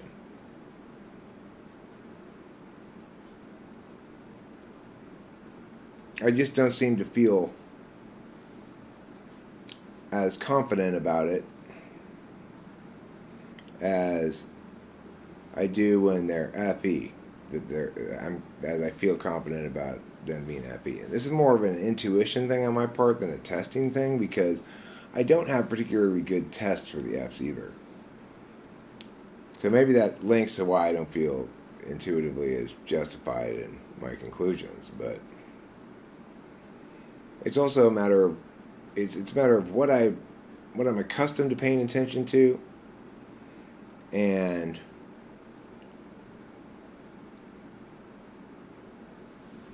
who you talking about, CJ? Who you talking about? Oh, Herzog, the German filmmaker Werner Herzog. Oh, you weren't talking about Whitey Herzog. You know what's a really good documentary, C.J. O'Connell? I'm going to tell you right now, a really good documentary that you're going to want to see if you haven't seen it yet. It's on, I believe, Hulu, and it's called Vonnegut, or Kurt Vonnegut. It's a documentary biography of Kurt Vonnegut, and it's really, really good. Really good.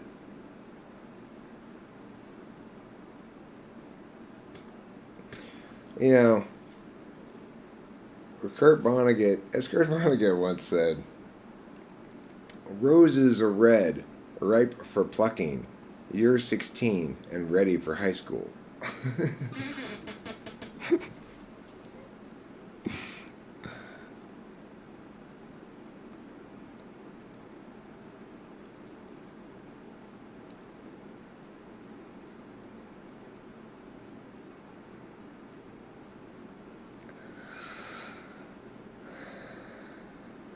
I was into Vonnegut when I was in high school. I went through my Vonnegut phase where I read all of his books. Most of them. I didn't read the ones at the very end.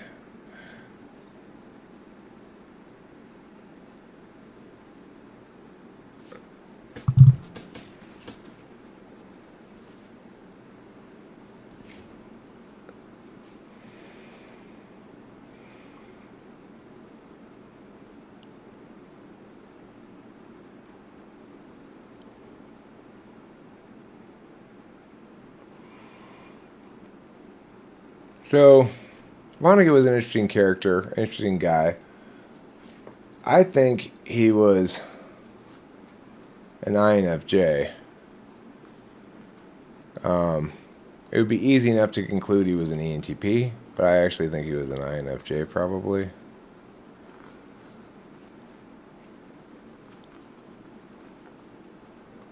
And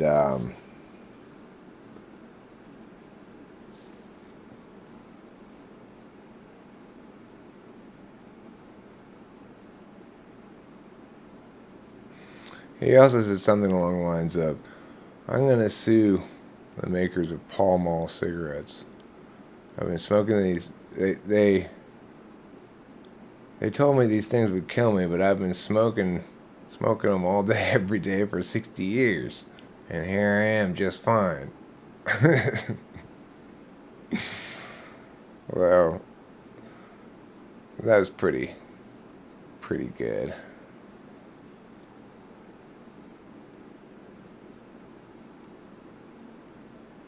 Pretty good stuff. He was also kind of a, you know, it didn't, the documentary was honest. It included the fact that in like 1970 or something, shortly after Slaughterhouse-Five became this huge success, um, he he abandoned his family and went off to live with some new woman in New York and shit. The woman who had been there for him the whole time, and it's pretty awful. It's a crime against crime against FI, really. 6'8".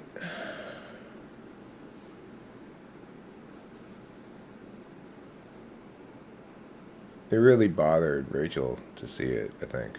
Like, um, she thinks that, well, she's very intuitive, so, you know, she's assuming that I'm going to generalize these rules. And,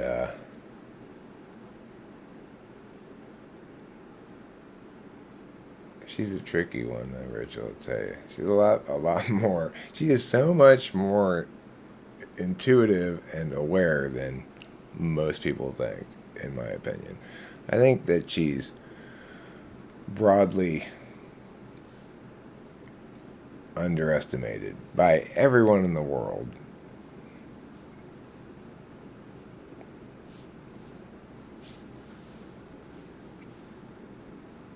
Maybe every INFJ is, but some of them more than others. Like, Kurt Vonnegut does a lot of work. People end up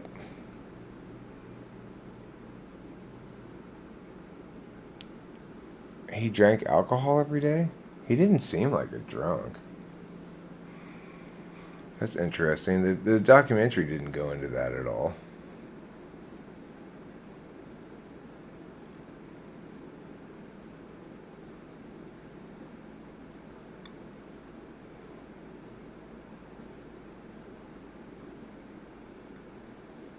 I mean, he was a prisoner of war in World War II. He saw a lot of death, and it's crazy. He was actually there in Dresden. He survived the firebombing of Dresden. How crazy is that? He was a prisoner of war in Dresden and survived the firebombing of Dresden. That's just like,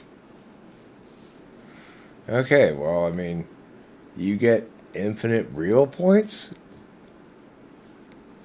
I guess that you could say that. It gets you infinite street cred.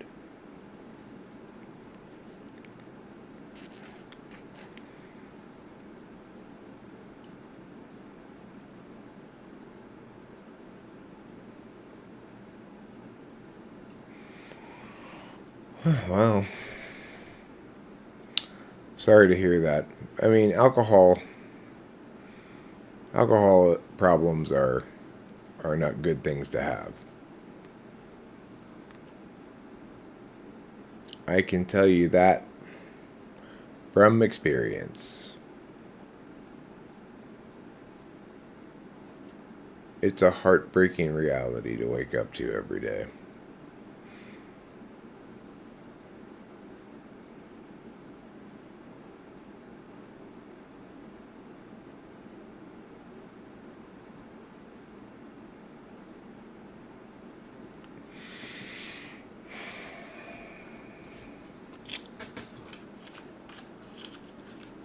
It's kind of a depressing topic.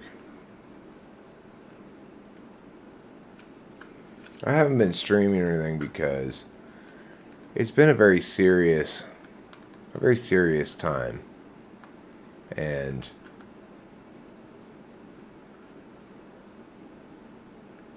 pretty sad. There's not much to say about it, you know. It's my mom's a sad reality coming to fruition, but well expected and and not not untimely, you know.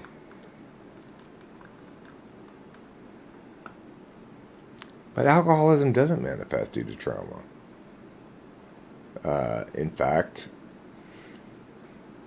it may be the case that some individuals deal with trauma by abusing alcohol, but that's not why I had an alcohol problem. I wasn't traumatized at all. I was raised by very loving, supportive family. It did not have traumas, and from early on, wanted head change. Even before I had any drugs, I'd do things like hold my breath and stuff, you know. So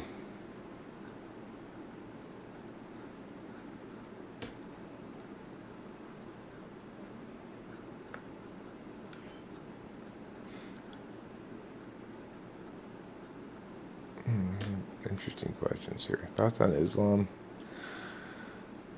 I mean, whatever.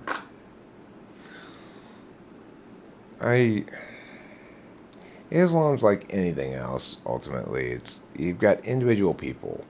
If we're,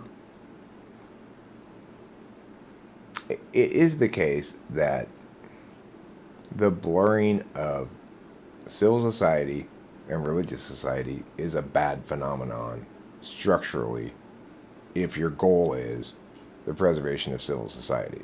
You don't want to get religion mixed up in your politics, basically. To the extent that Islamic ideologies manifest as more inclusion of religion in public policy, then I would negate that. I would point out that one of the harms of that ideology is that potentially. But no, I mean, I'm not generalizing. What I just said was a very well articulated and limited claim. If you listened to it, it is the case that civil society definitionally needs to be secular. If it's not secular, then you can't reasonably call it civil society.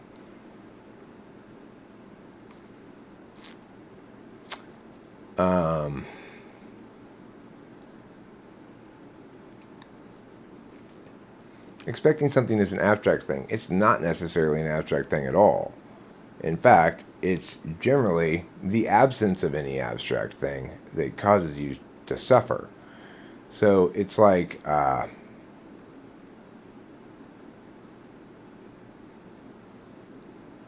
when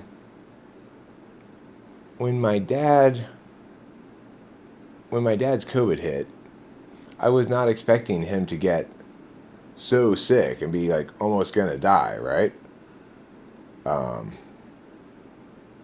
I wasn't prepared for it. It blindsided me. That's what causes people the most disturbance, getting most upset, is when things blindside them. It's the absence of any expectation, and then the arrival of something unexpected that causes people to be upset. Then they feel dumb, like, oh, they didn't account for this thing that they should have thought of, or meow meow meow. Was I sheltered as a kid? Well, I mean, I grew up in the 70s, so nobody was very sheltered in the sense of prevented from external harms from the world or something. I had a lot of freedom, a lot more freedom than kids today have. You know, when I was 12 or 13, I was going camping in the mountains with my friends at the water tower overnight. We'd get our parents to drop us off at the top parking lot, and then ride our bikes up the road all the way up to the water tower. And on other occasions, we'd ride our bikes all the way back to the house because we didn't have to go up the mountain road, you know. So childhood when I grew up in the 70s was, okay, shoo, go outside and play and stay in this general area here. And then, you know, you'd hear at meal times people's parents calling out, Julie or Don, or I said I didn't know anybody named Julie or Don. Like, Chad, Kelly, Dave, or David, get home. Dave Porter's dad would say, and shit like that. So, we weren't supervised at all. We got into some shit. But my alcoholism was an implicit born drive in me. The very first time I was allowed to drink alcohol, I was in 7th grade, and I was at a family Thanksgiving thing, and my cousins were allowed to have a glass of wine, like a little glass of wine with the Thanksgiving dinner. So I finagled that I'd be allowed to as well. I got drunker than I was the drunkest person there. As soon as I had the green light, I just kept pouring myself more and more and more, and I was the drunkest person there. When did I meet Taylor, and when did you realize it's ESTP, not ENTP? A long time ago, and a long time ago, but less long than the first long time ago. That's about as precise as I can be about the matter without thinking about it harder than I want to.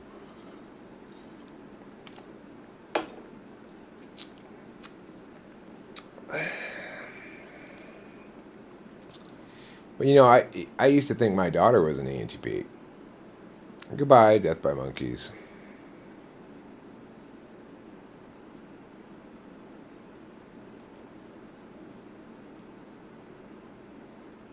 When I drink a lot of alcohol and I'm hungover the next day, I feel refreshed and more sparky.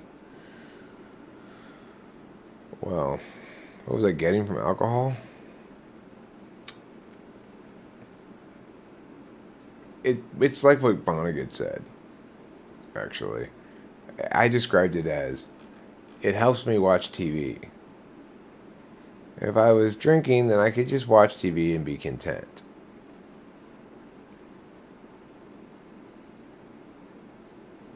That's later in the drinking career.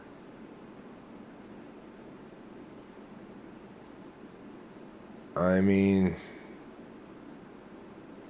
I got drunk. That's what I got. I must have gotten something. I got drunk. Drinking is a great way to make yourself feel like not jittery or something. My daughter's an ESTP.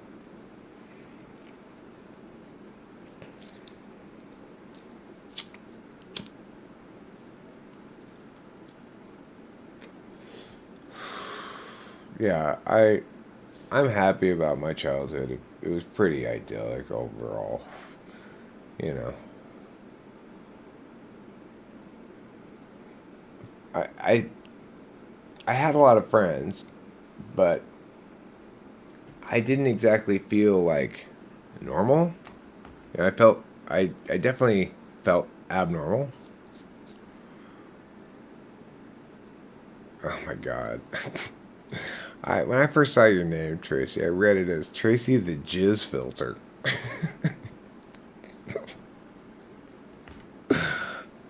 that's that's uh, that's a bold name.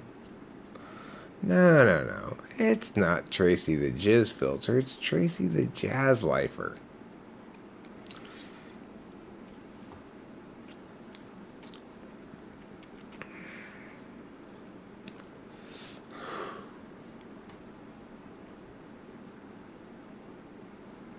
The world is wide open. You are not aware of the horrors of the world. I wonder, does everybody experience that about childhood, that the world was wide and empty then? Wide and open, wide and empty. And, because it's like, to me, the world's much more crowded now. And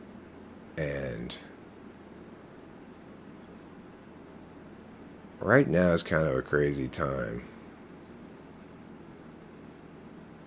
Jazz equals heroin problems. Does it? I'm assuming it means that they're into jazz. You know, like jazz music, like babidi boop boop boop bop boop boop boop boop blah. Like that kind of jazz. Sheepity beepity bop ba boopity boop. That's some jazzy music there. In the 1950s, jazz meant heroin problems.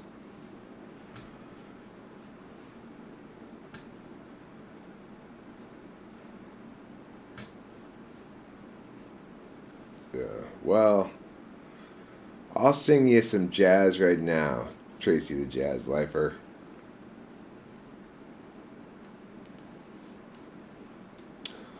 I used to visit all those very gay places, those come what may places, those you can see who they've been lost control of awareness by too many through the day.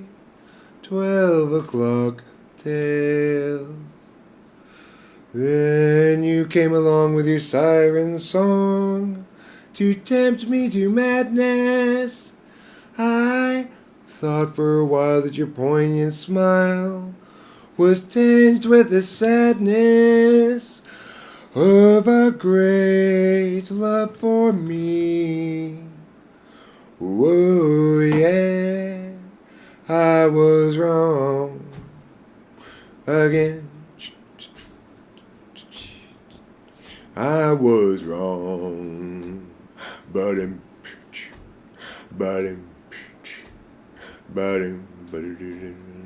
life is awful again.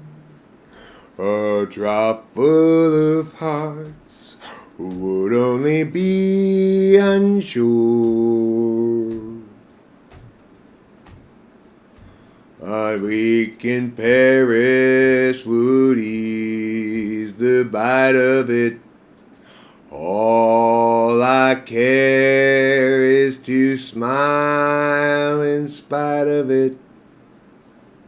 I'll forget you, I will, while yet you are still burning inside my brain. I live a lush life in some small dive, and here I'll be as I watch with the rest of those whose lives are lonely too. That's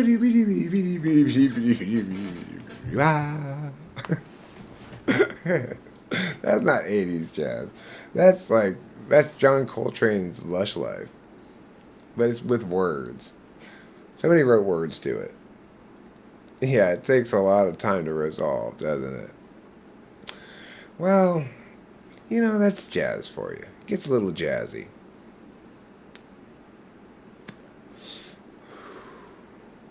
Yeah, I agree with you, Hero Lamb. You and I are on the same page, Mr. Man, about Steely Dan. Have I read Dune? No. It's a book I did not like, in fact.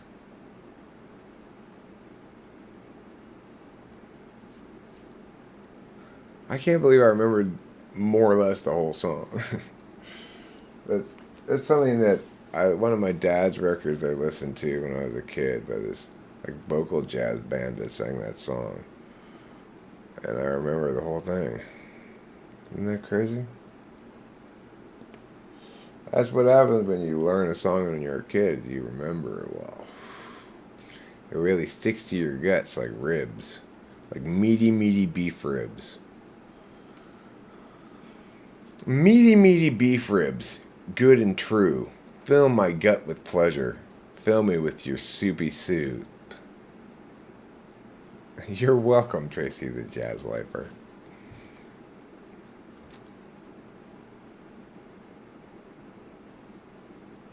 A lot of that super early jazz and blues stuff wasn't recorded. Yeah, that's unfortunate. Do I misremember lyrics? I mean, I'm very I don't really care about getting it right, you know. So I'm likely to put mya in there instead of a word. That happens fairly often. I might misremember them, but I might not. I generally remember all Beatles songs quite well. I remember all the lyrics to them. I do like Green Day. Well, I don't. Green Day are not terrible. Green Day is not terrible.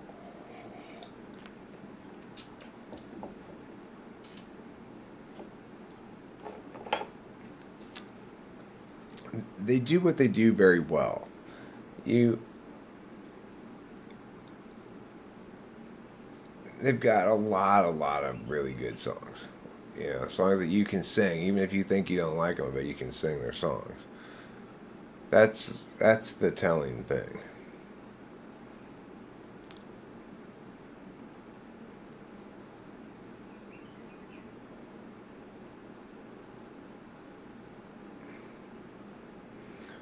I'm not rats in a tent. At the moment, I'm kind of thinking I'm a J type, but I enjoy jazz too. But I definitely enjoy finished songs, finished writing, composing it. I like to finish songs too. I like to finish songs and then write the lyrics and finish. Then I like to rub some clear veneer on top of it to provide it a finish. If you have read the title, I have not read Little Prince. I'm sorry, I've not read it. I like good, I like good classical music, but it's not something I pick to listen to very often unless I'm looking for background music. If I'm working on something that involves language, I I like to listen to classical music sometimes, but you know, when I was a kid, I listened. I had my dad's record collection to access all the time, so I listened to. And my dad had a huge record collection. Most of it garbage, but still, it was so big that it didn't matter. You can always find things. So anyway,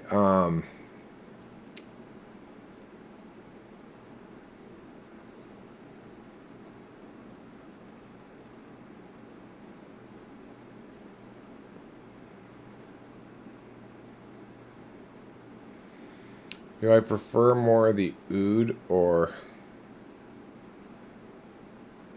But if somebody, it's really rare, can improv like it sounds almost like a written song, that I'm like, whoa, I can do that. I don't always, but sometimes they come out very clean, like almost like they were a written song.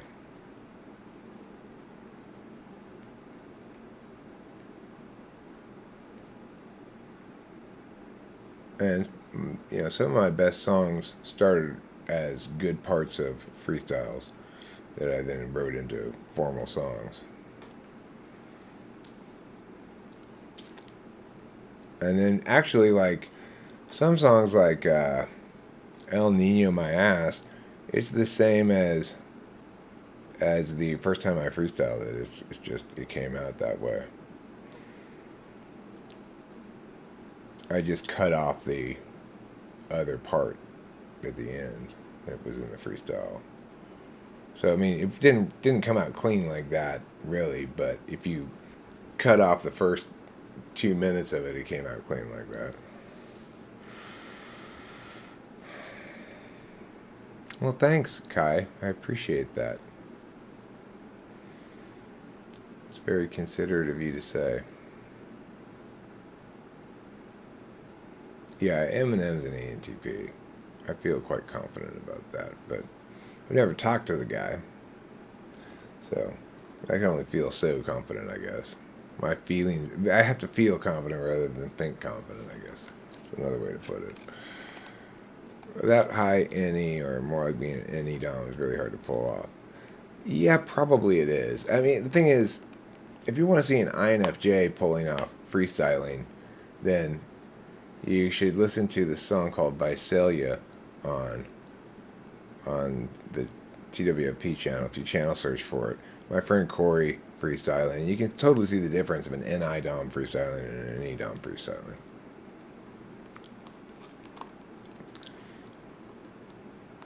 That's kind of how it works, right? You just NI the NE, so to speak. Well, yeah, that's really how it does work. Is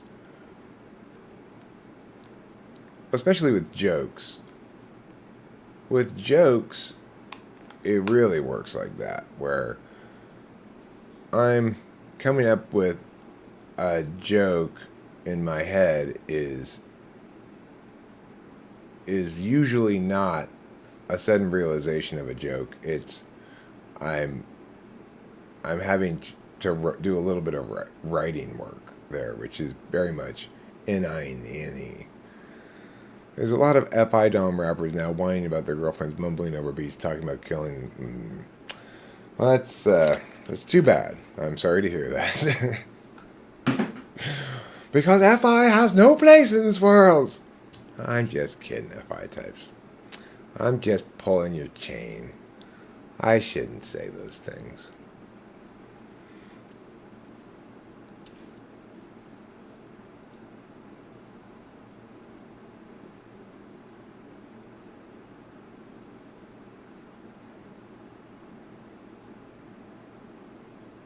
It's nice to live stream a bit again. This is very much like a freestyle in some regard. Yeah, it's unfortunate. I'm talking about ENTP versus ENFP freestyle rappers. I don't know.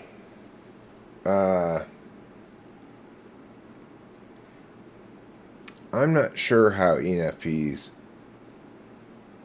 roll exactly, and I would suggest that one of the reasons why you'd be more likely to be correct about ENTP for Eminem is because there's a lot of indications of FI polar. He's got terrible taste in women. Not that always happens, but it took me multiple tries, multiple bad choices before I learned something. You know what really helped? I think ESTPs make less bad choices in relationships. Maybe is that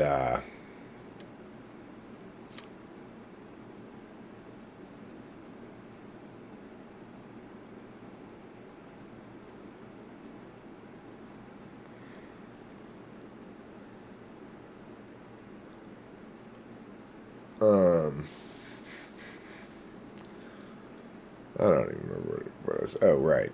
Is that, like, I heard from Taylor, make sure you actually find the girl sexy and want to get on her. Not just that she'll do, you know? And that was impactful for me. Because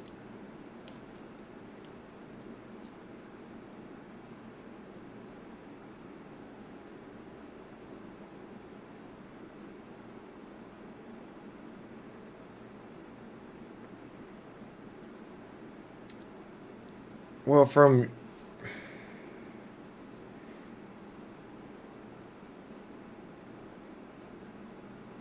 yeah, those are smart words.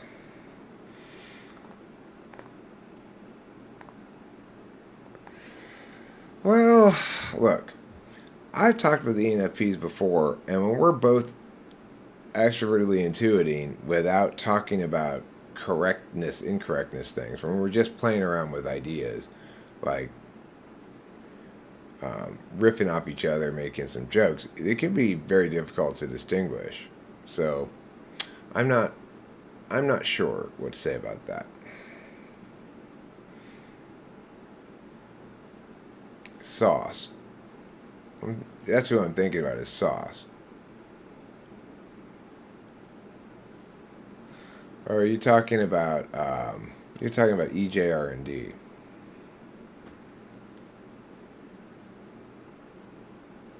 Yeah, EJ. It's EJR&D.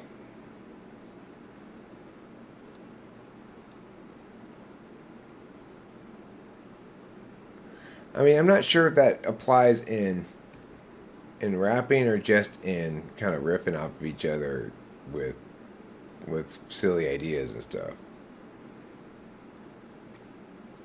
EJR&D was somebody who famously had a big meltdown too. That guy gave the best description of ENFP ever. They are a soul spirit living in a body but separated from it. Type the Doctor of Common Sense, E.T. Williams. I don't have any idea who that is.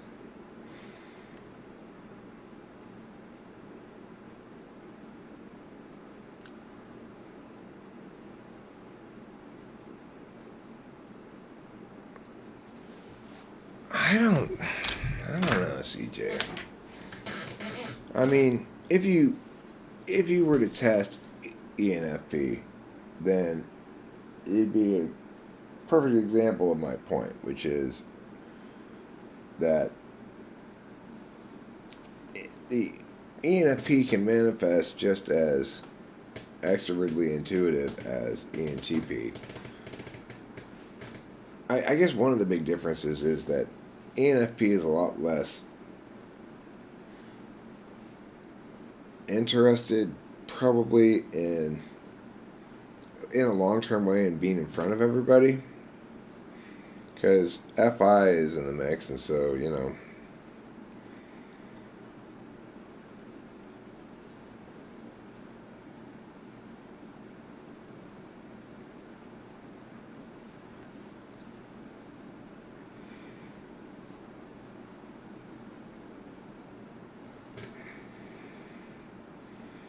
mistaking verbal abstraction vagary for explanation exquisiteness.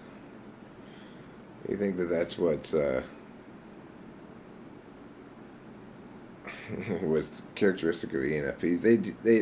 That is true about ENFPs. What Rain says there, they can very much be subject to that. They don't get that their vagary is not the same as actual TI sound argumentation at all.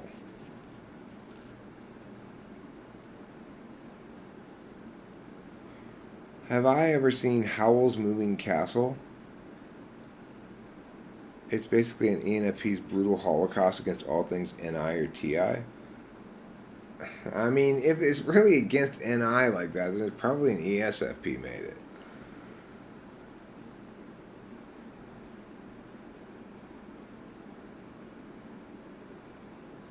Is it chaos in language or is it chaos and shit going on? Remember, ENFPs are going to be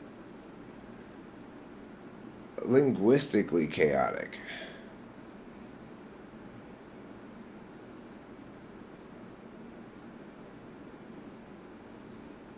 The story's chaotic? Okay, well, I mean, that could be either one. Is it Baki chaotic? Or is it, um, Circle of Time, Wheel of Time chaotic?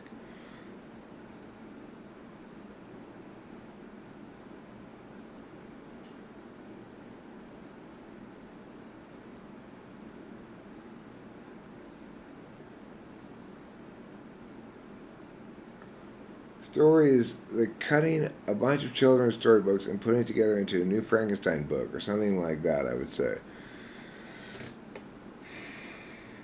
That sounds kind of ENXP-ish, I guess. You saw Howl's Moving Castle recently? I mean, is there a lot of wordplay? The thing to note is when you see extroverted intuition in things, in movies or whatever, you should be talking, there should be a fair amount of like, writing deftness to it, you know? It should be a little clever and maybe a little precious accordingly, but um,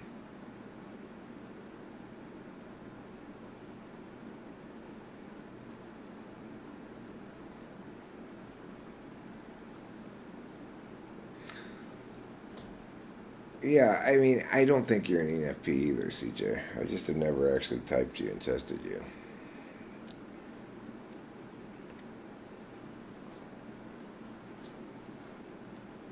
I guess I'd have to watch it. That's what I should do instead of asking you guys what it's about or whatever. If I want to comment on it, Eric, maybe you should watch it. No, that's not a bad idea.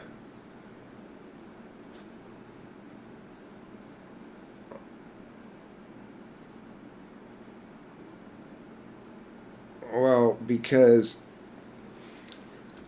the reason why not, Looper, is that when we talk about an intentional stack, what we're talking about are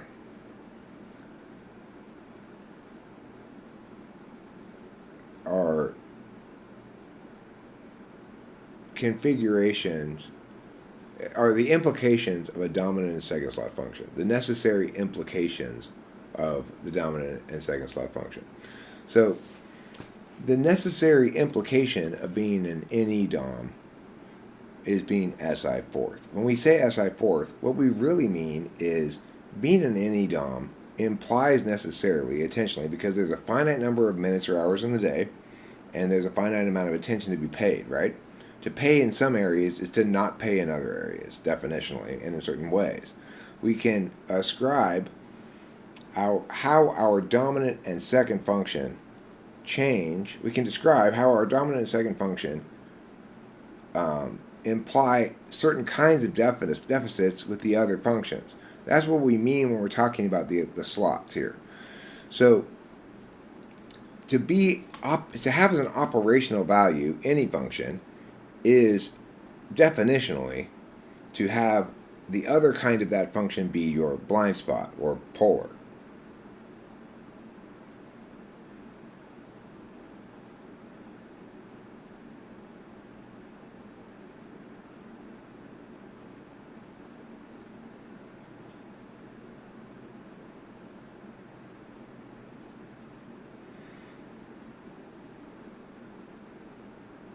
Well, I mean, look, you're never going to be 100% sure about the creator's type when you're looking at created work because they have ample opportunity to craft it to look like what they want it to look like, you know? So, depending on the more successful you are in rendering any piece of art, the less it links to who you are personally. Generally speaking.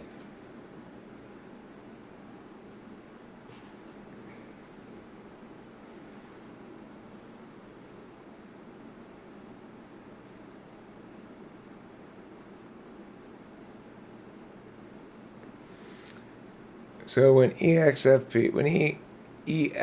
NFP tries to convince everybody that they are ENTP, is that an FE6 thing? Yeah, it is an FE6 thing.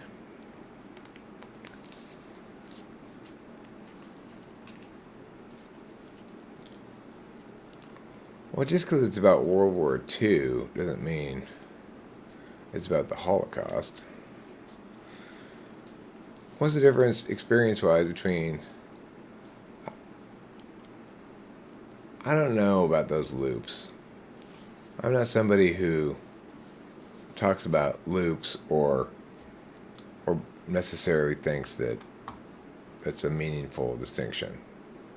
What that is, I don't know.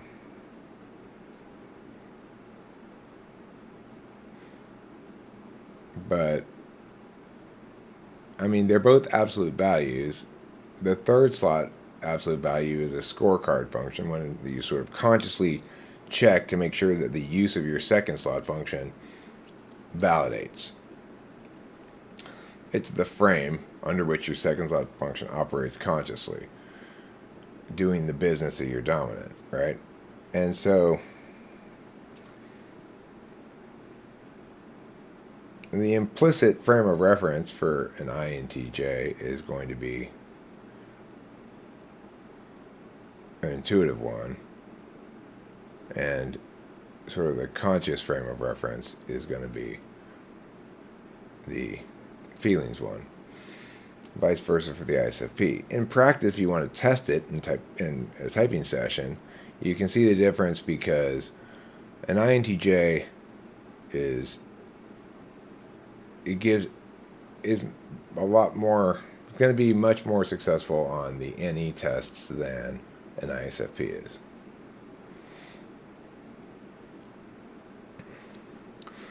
Third, fourth weak TI NI functions that make ESFP insecure about their intellectual abilities and they try to make themselves look like ENTPs. Well, I do think that there are some ESFPs who feel the need to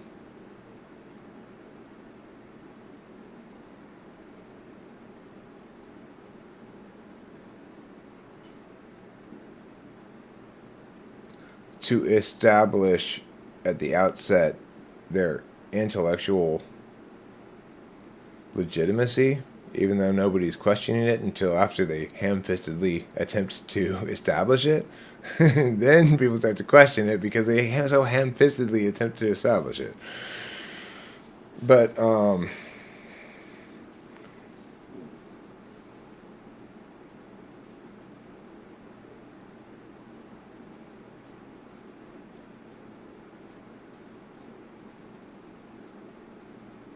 ESFPs have a large library of books that they have never read. And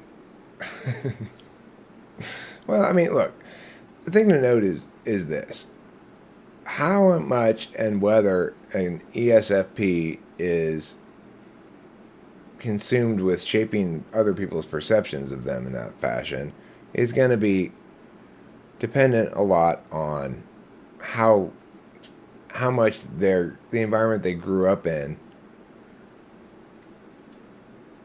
contributed to society's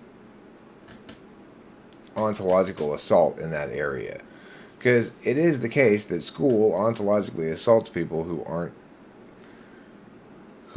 TI or TE in the top stack, and that it rewards people who are in T's broadly and says, oh, you are the special and important ones. Of course, then life doesn't do that. But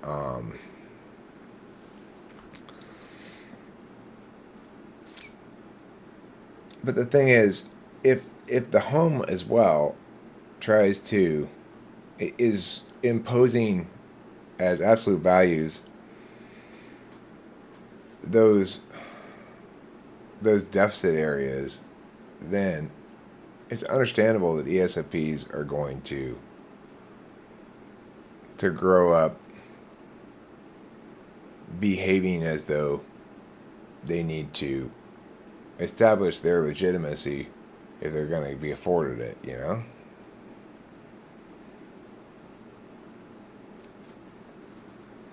Do you consider being in the loop or using the third function significantly more than textbook type unhealthy, or it depends on the situation? I don't, like I said, I don't really think about there being, I don't know what that means, being in the loop. But if, everybody's relationship with their second and third function, as far as I can tell, is the same. You're operating continually using this tool.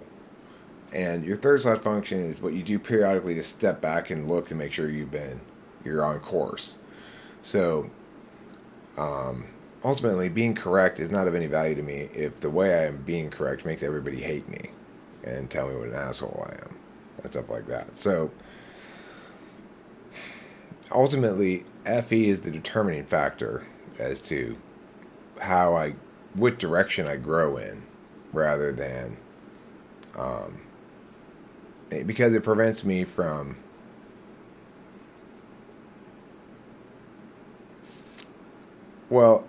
it's what I know is important to me. And since FI is my polar, that's pretty critical information.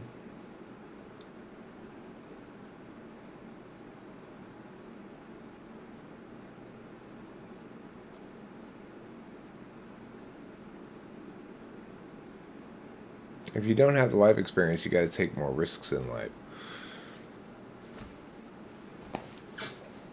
Everybody has the same amount of life experience, as anybody else their same age.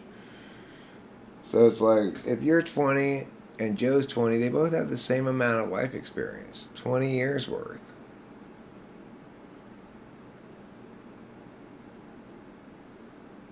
Experience is measured in time, not in something else.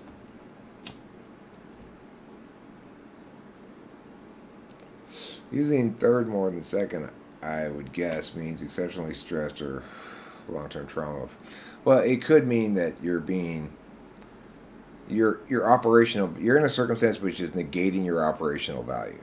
So this is more likely. This is a sort of abuse that F types are more likely to be subject to than T types. But if you're an FI tool user and you're in a house full of TI DOM, a TI DOM and TI tool user, then they're going to be correcting you all the time about how you make decisions because they're going to be expecting you to justify yourself with defensible arguments rather than with your feelings. During my first marriage, when I didn't know anything about cognitive functions, I spent plenty of wasted hours explaining to my wife how she was cognating wrong. No. That's not how you think about things.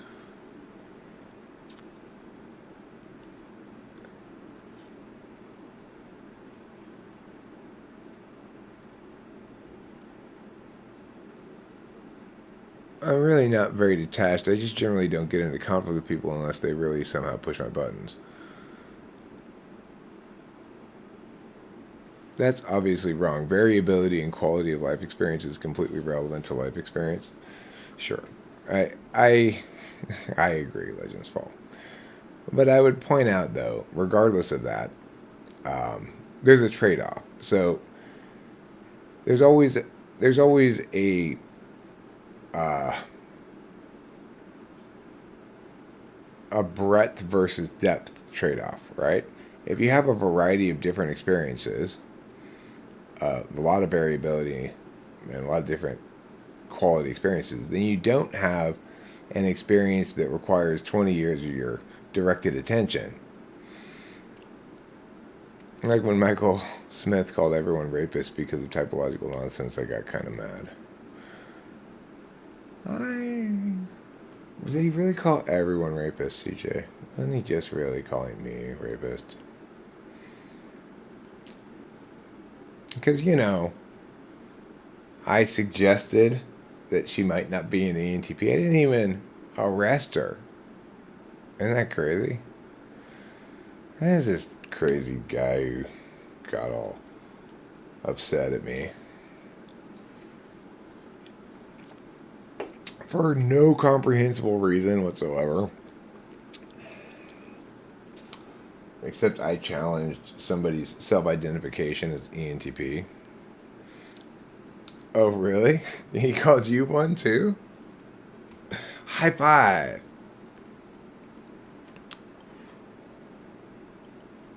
We're in the special gang of people who can successfully claim they've been falsely accused of rape.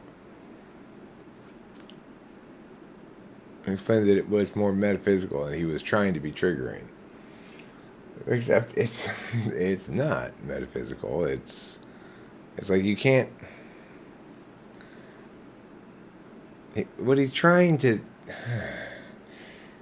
Yeah, it's ridiculous.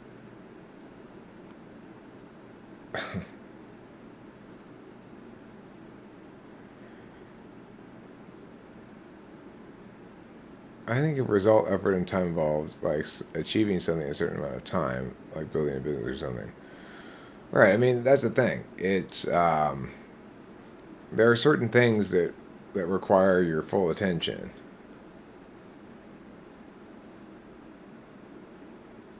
He also accused Fly Guy and everyone for agreeing with me as well of being rapists. Huh.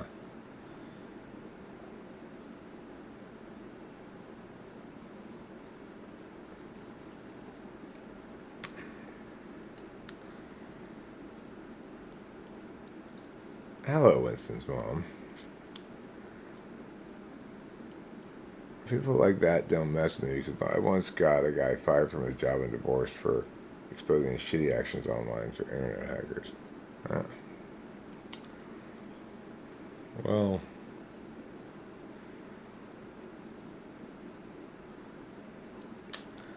I'm not very vengeance minded.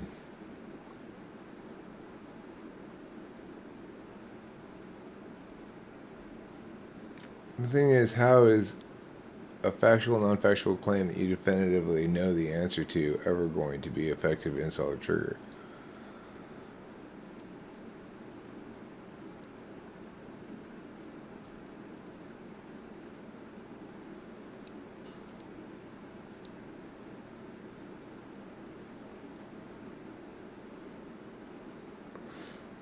Um,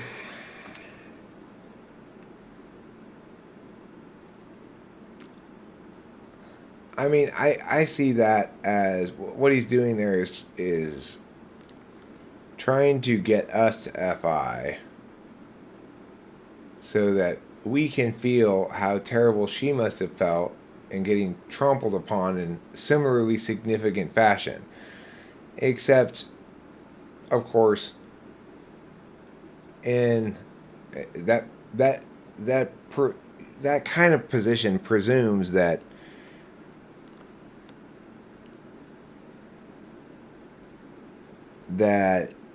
it's not meaningful to actually be a type at all.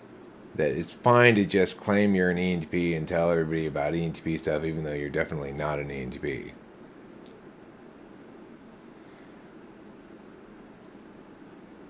It begs the question at hand, which is,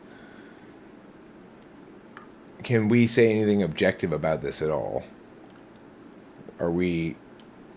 If you're gonna make the thing is, you can't play both sides of the same thing, right? It's like that's what Melissa Talks is trying to do. On the one hand, she's saying this is completely arbitrary. I'm just talking about this, and you don't get to have any say about what type I am. And on the other hand, she's saying I'm an expert on this type because I am this type, and I'm going to tell you all about it. Well, if you're not telling us about anything, you have to apply the same standard. Then you should say I'm not telling you about actual ENTP. That doesn't mean anything at all, etc. If you're going to claim that kind of exemption from being critiqued, then you can't then shift gears and then talk about it as though it did mean something.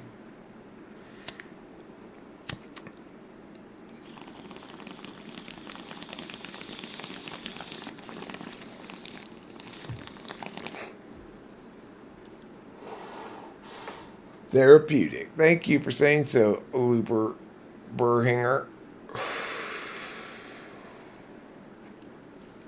I'm glad to provide you therapy. Sexual therapy. When you're here talking with famous people, it's like you're receiving non-stop sexual therapy from a very experienced sexual therapist.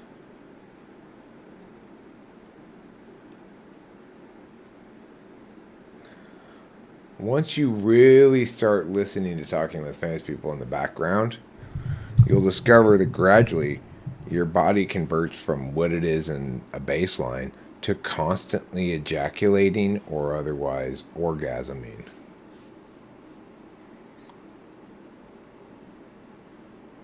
And then you'll say to yourself, man, what did I do with myself before having continual orgasms for hours and hours?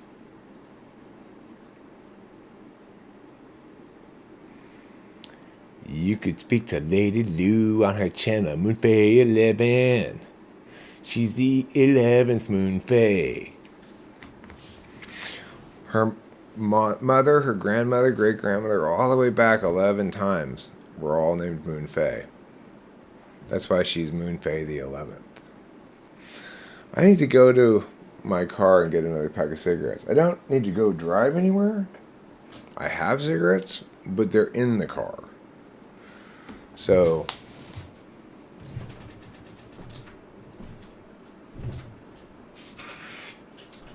while I'm gone, I'll play an intermission song for you. Okay? I'm going to hand pick the intermission song that you get to listen to today. Because you're only going to get like one intermission song.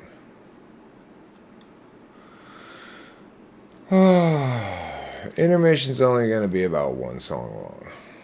Maybe at most 2 songs. So you got to rush out to the lobby, buy yourself some snacks as quickly as possible. Otherwise, you'll miss out on the golden opportunity to patronize our snack bar. You don't want to miss out on that golden opportunity, do you? Of course you don't.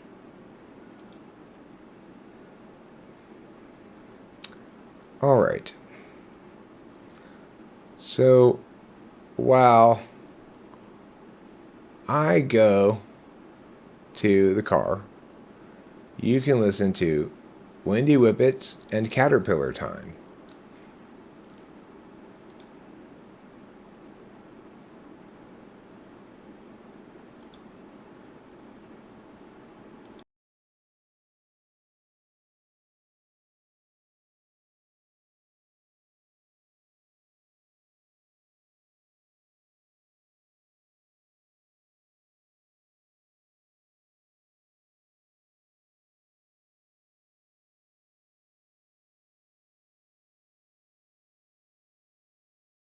Cream. Wonder what that could mean. Always sit down, coming up dreams, or you'll fall to the ground and you'll make a scene. I'm Wendy Whippets. Beat double peace fly. It's a hell of a life. Lots of nods, little stripe. Wendy Whippets has arrived. Double P and Wendy Whippets invite you to sing along with our song Like me. Much more you see, like the B-double-P-F-A-C-E. I'm a baby pig and my face is poo. My name is Mr. Poop Face. Nice to meet you. What we need is a party in here. Dancing girls, music, drugs, beer. And baby pig poop face and when did Party in here. Dancing, W-E-N to the D-Y to the space. Whippets are what go in my face. Why wouldn't they? I'm not Cindy Slipper Day. No way, I'm Wendy Whippets today. Mrs. Pig Poop Face is also okay. Double P and Wendy Whippets invite you to sing along with our song double poop face and his wife. Mrs. Baby Wendy Whippets Pig Poop Face for life. Double poop face and his wife. Mrs. Baby Wendy Whippets Pig Poop Face for life. Double poop face and his wife. Have a nice night.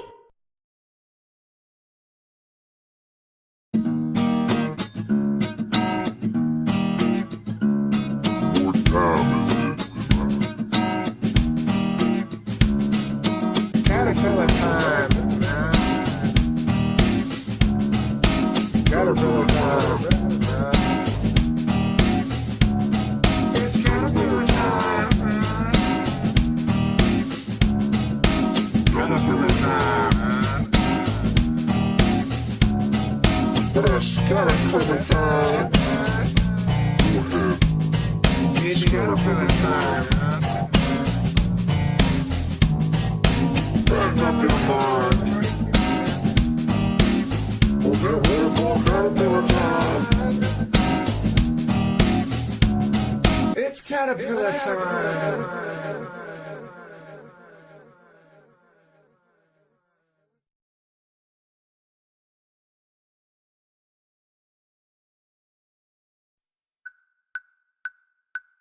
Got a story about 10 years old. It's a song for an open road, and such a thing must always do its job. She married up Jeff, turned 19, 4 years in and 3 kids weaned. Weary now and questioning the past. Agency out, pays his discretion, locking in our courses, way too young. The urgency conferred is really just depression, making sure those underneath them always run. Doug at 20 found bourbon fun, likewise Doug at 21, and so forth well up into middle age. What he once thought would set him free became his whole identity. Now Doug's about another drunken rage. Agency out, basis discretion, locking in our courses, way too young. The urgency conferred is really just depression, making sure those underneath them always run. Everybody's panicked about the kids, lock them up with extra dexedrine and mathematics to promote success, or to impose more unjust duress. Agency out, basis discretion, locking in our courses, way too young. The urgency conferred is really just depression, making sure those underneath them always run. Without consent, it's really just oppression by parasites surviving while they feed their fear of dying. Yes, they feed upon the futures of the young.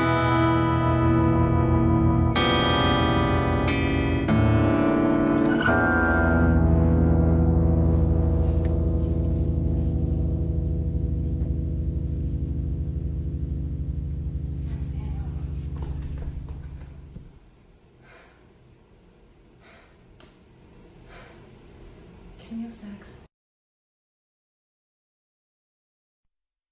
It's a very cloudy day in Los Angeles, and today we run out of time. Struggles past, troubles still to come. The day is nearly done. Could someone buy us some more time?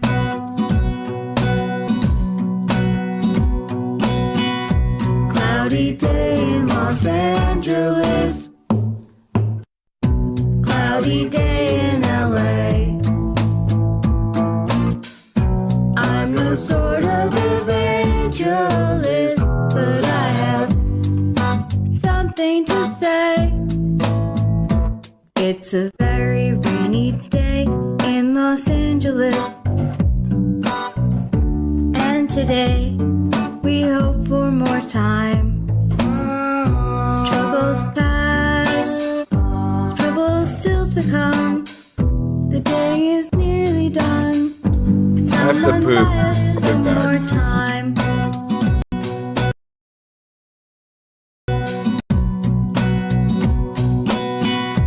Cloudy day in Los Angeles, cloudy day in LA. I'm no sort of evangelist, but I have something to say.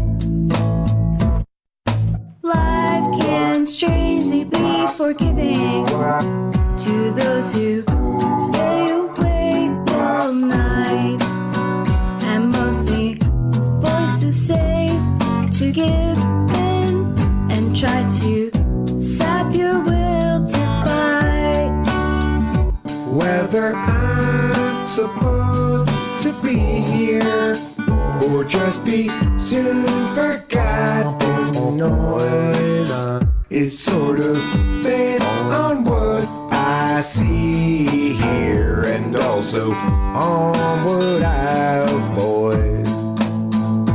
It's a very cloudy day in Los Angeles, and today we run out of time.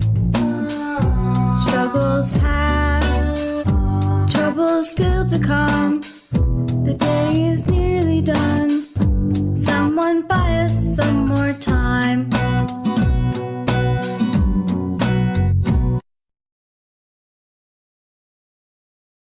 The dummies, arrest them, though that's dumb too, but they ignored my questions. I felt glum.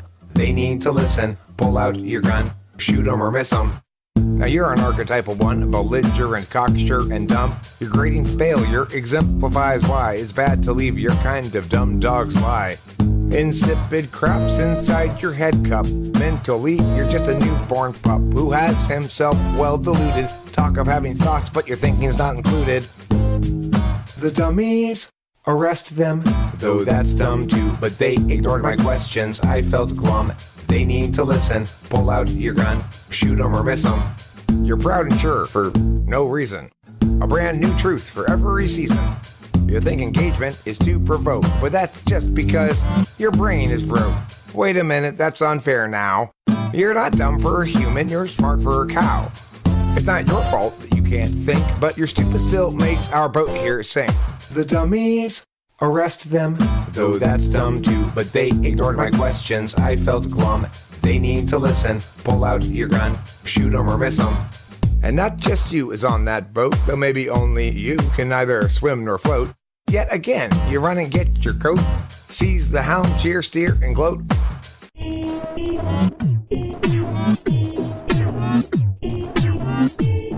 Captain.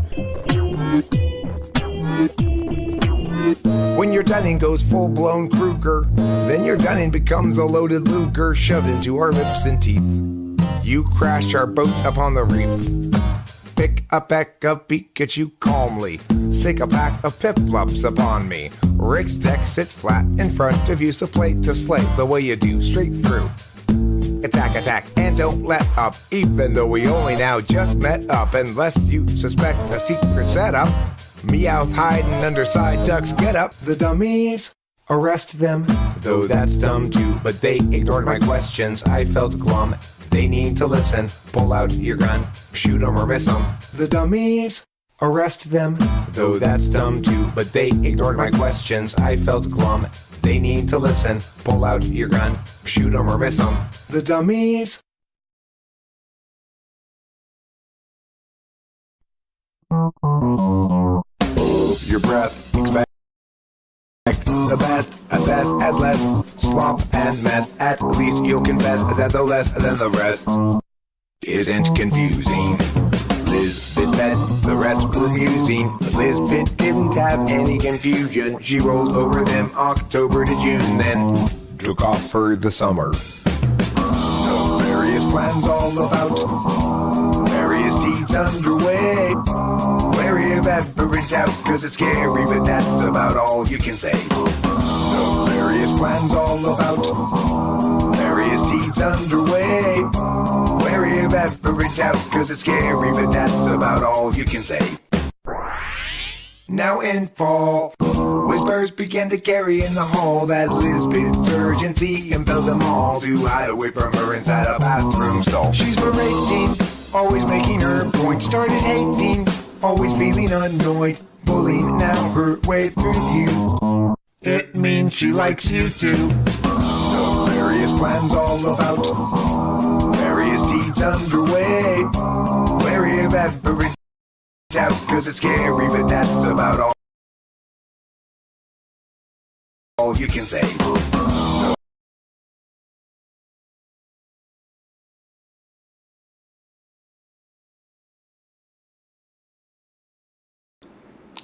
And we're back. Hi, friends. I'm host Eric, host of Talking with Famous People. And we're entering the second part of our show here tonight, in which we've got a lot of exciting guests, topics, conversations, and wonderful, wonderful surprises in store for you. So, put on your hard hats, take out your learning books, and let's get ready for laughter and adventure till the sun sets in the evening sky.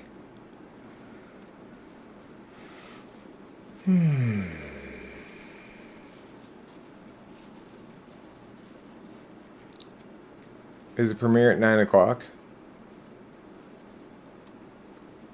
No, I should knock off before then, before it starts. Darker Draws greetings. I don't know if that's at 9. I'll knock off a little before 9.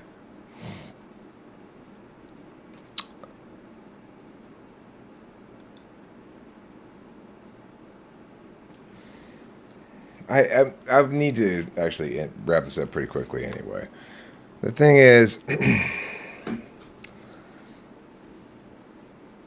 I need to I need to spend some time with my dad, make sure he's feeling all right. You know, he's having a hard time of it right now. We'll see if how much better he is today. You know, yesterday was a big improvement from the day before. Yesterday was the first time I started really thinking, you know, maybe. I mean, not really the first time I thought this, but the first time it didn't feel like wishful thinking necessarily. That maybe my dad's just gonna totally recover from this and return to his pre COVID / broken ribs self.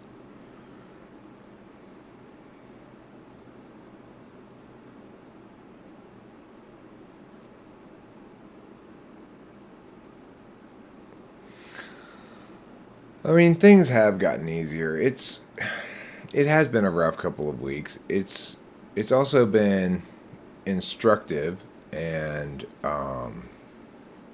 not necessarily bad, right?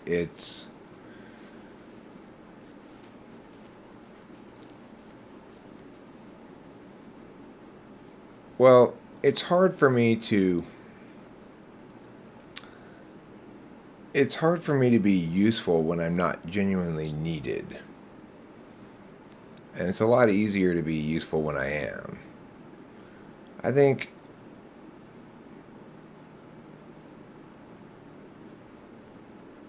one of the challenges that I've had living here with my dad is that he's tried to indicate to me conflicting things. On the one hand, there's general sort of not directly stated, but there's a generally understood thing that I should try to be useful because I'm here. And then on the other hand, he doesn't like to relinquish direct control of things very much.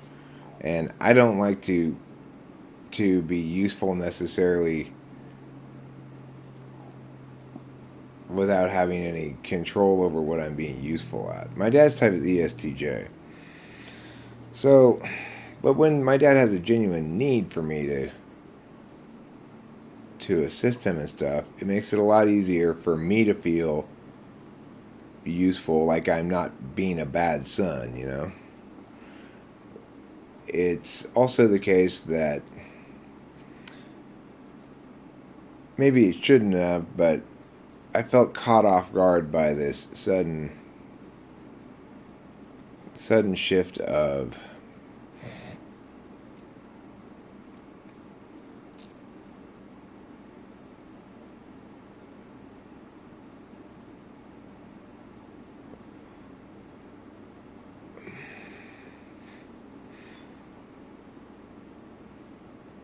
well, next on our list of things to buy Winston's mom is deodorant.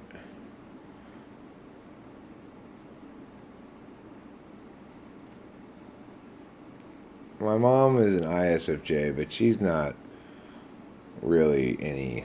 She's kind of typeless now. I mean, well, she's an ISFJ in the final stages of dementia, so she's not very. She's not representative of a normal attentional configuration. Let's put it that way.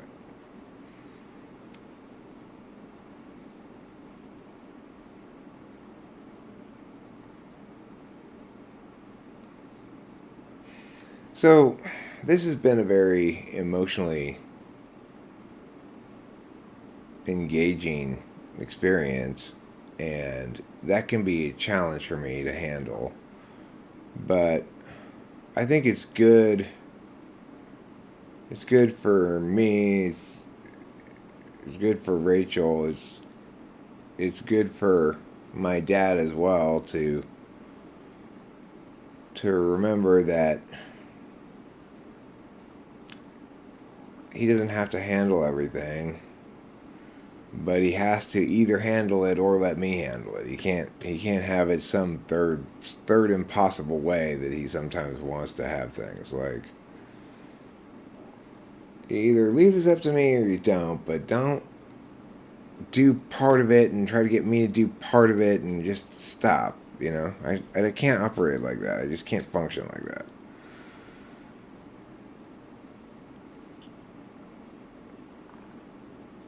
Yeah, well, he's recovering quickly.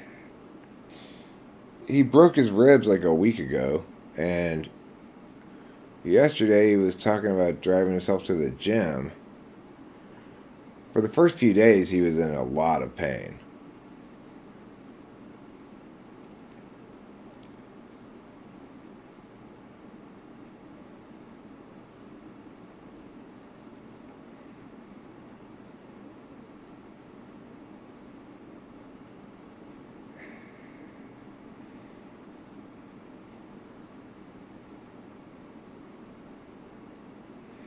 He basically he had COVID, and he was one of those nights where he had it really bad, and he probably had a very high fever. I think basically he passed out when he got up to go pee, and he fell on this chair thing in the bathroom and broke his ribs. But he's a tough old guy. Yeah, he's on the mend. He was getting a whole shit ton of anxiety. The COVID hit his ass hard, and in the aftermath of it, he even said to me like, I guess I haven't been sick in such a long time. Because he hasn't been sick like that for God knows how long. So he had a really high fever, and he wouldn't let me take him to the hospital, and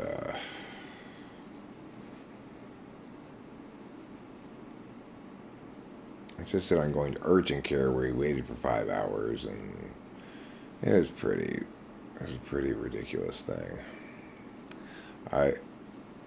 My poor dad was looking all like stroked out from this high fever, and it was a bad confluence of events. I was on a lot of drugs and trying to deal with shit that was important, and it was difficult.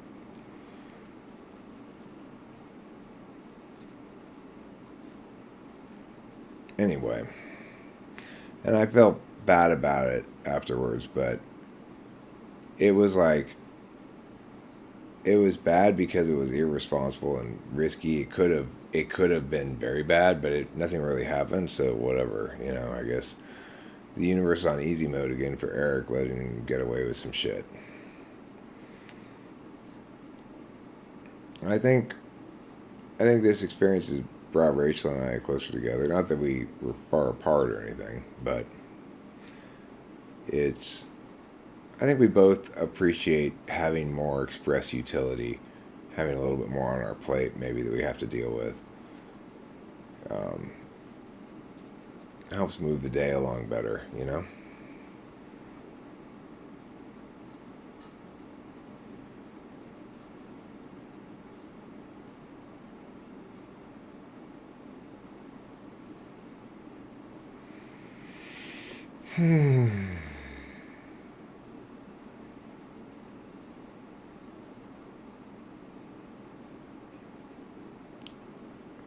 The tri-type should tell you your 1-digit immogram is the first number of your tri-type.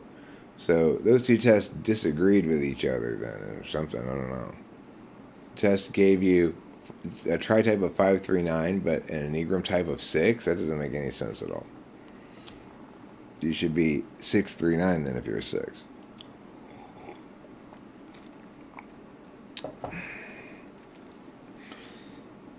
Maybe 6-wing 5 or something shit like that, but okay, well, Catherine Favre can suck it. She may have coined the term tri-type. She may have even conceptually been the first person to advocate that we look at ourselves as having one of each of those things. But Catherine Favre, you Catherine bother me with your wrongness.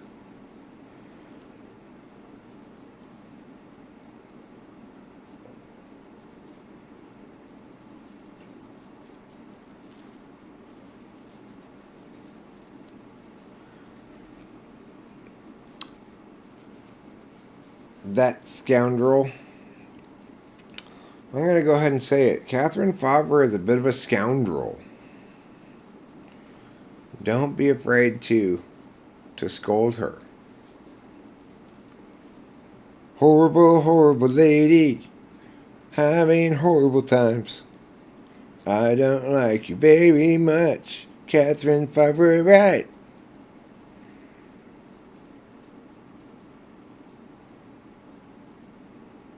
Am I always looking over my shoulder? I'm not always looking over my shoulder. Oh, you're talking to that guy. Kai.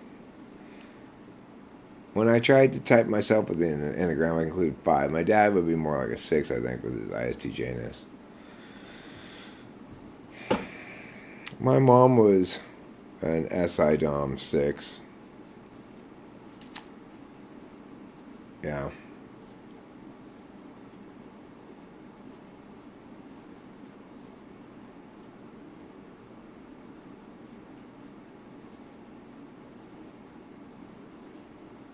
Huh. 749, not 794. Why do you dislike being 9 so much, Rachel? You see it as weak or something? Yeah, I'm the only intuitive in the family. Well, I mean, that's not true. My dad's sister's either an ENFJ or an INFJ. I'm not sure which exactly.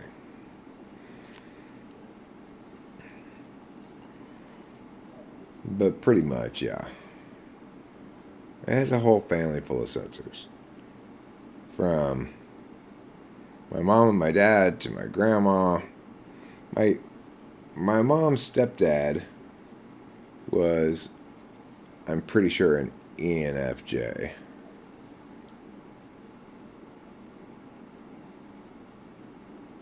The guy I thought of as my grandfather, but is not biologically related to me. But all my mom's siblings are sensors of some sort. I had a fairly large extended family when I was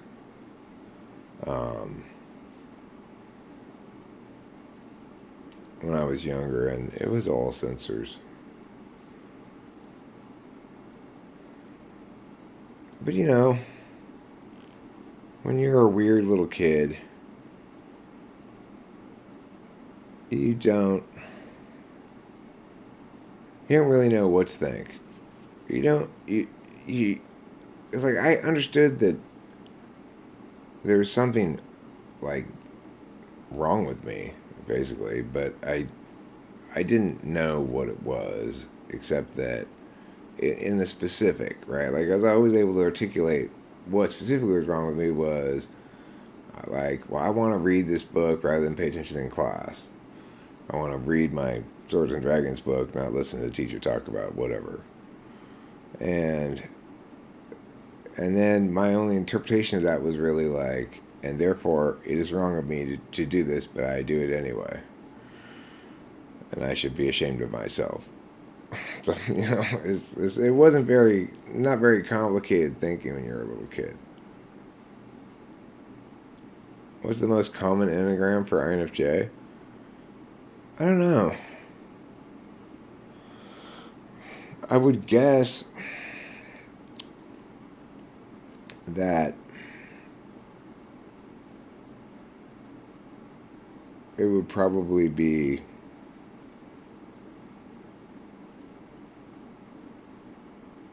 three, potentially 5 would make sense.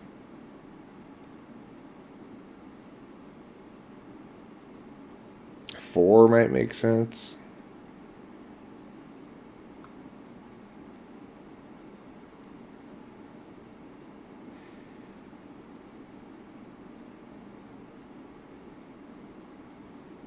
There are some high achieving INFJs who want to manage that thing a lot.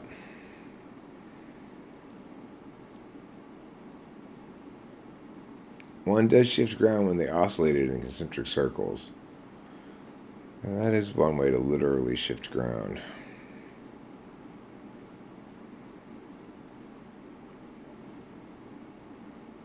Makes you feel sheepish. I will say this about Enneagram.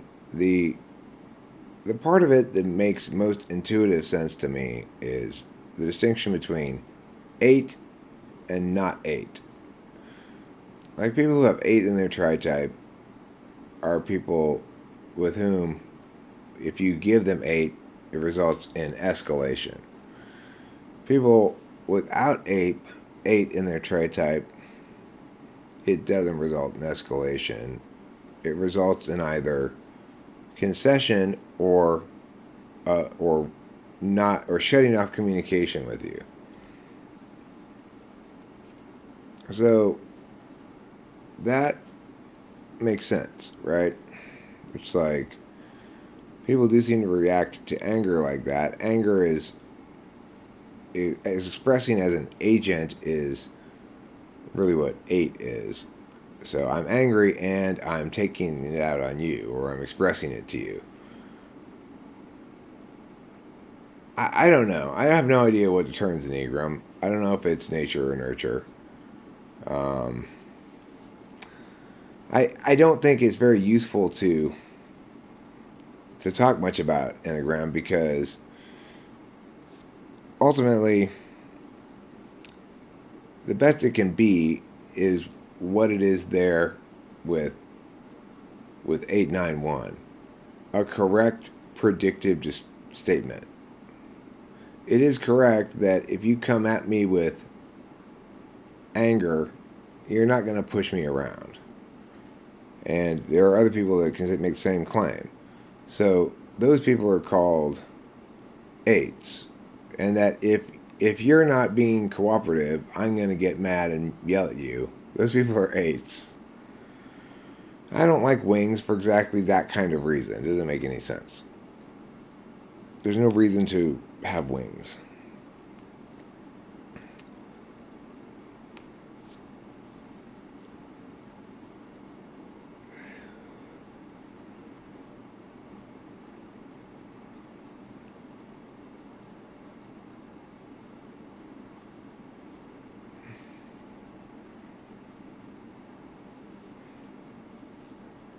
The other kind of distinctions in Enneagram, if they were expressed optimally, they'd be expressed like I just expressed the distinction between 8. It would be something concrete that you could actually make predictive statements.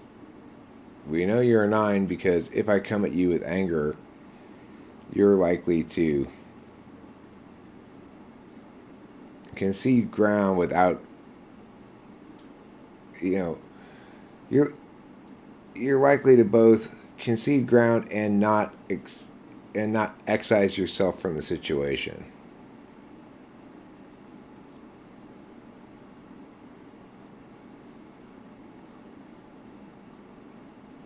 Or extricate yourself, I guess would be a better verb. Okay, I think I'm going to wrap it up. It's 9 a.m. now, and I have other things I need to attend to besides just this today. So thanks for being here, everybody, and have a great day. I love you all. You all are important and tender pockets of moisture. You are the cottage cheese to my cottage cheese and pineapple salad. And don't forget to eat plenty of cottage cheese today and every day for the rest of your life. The end.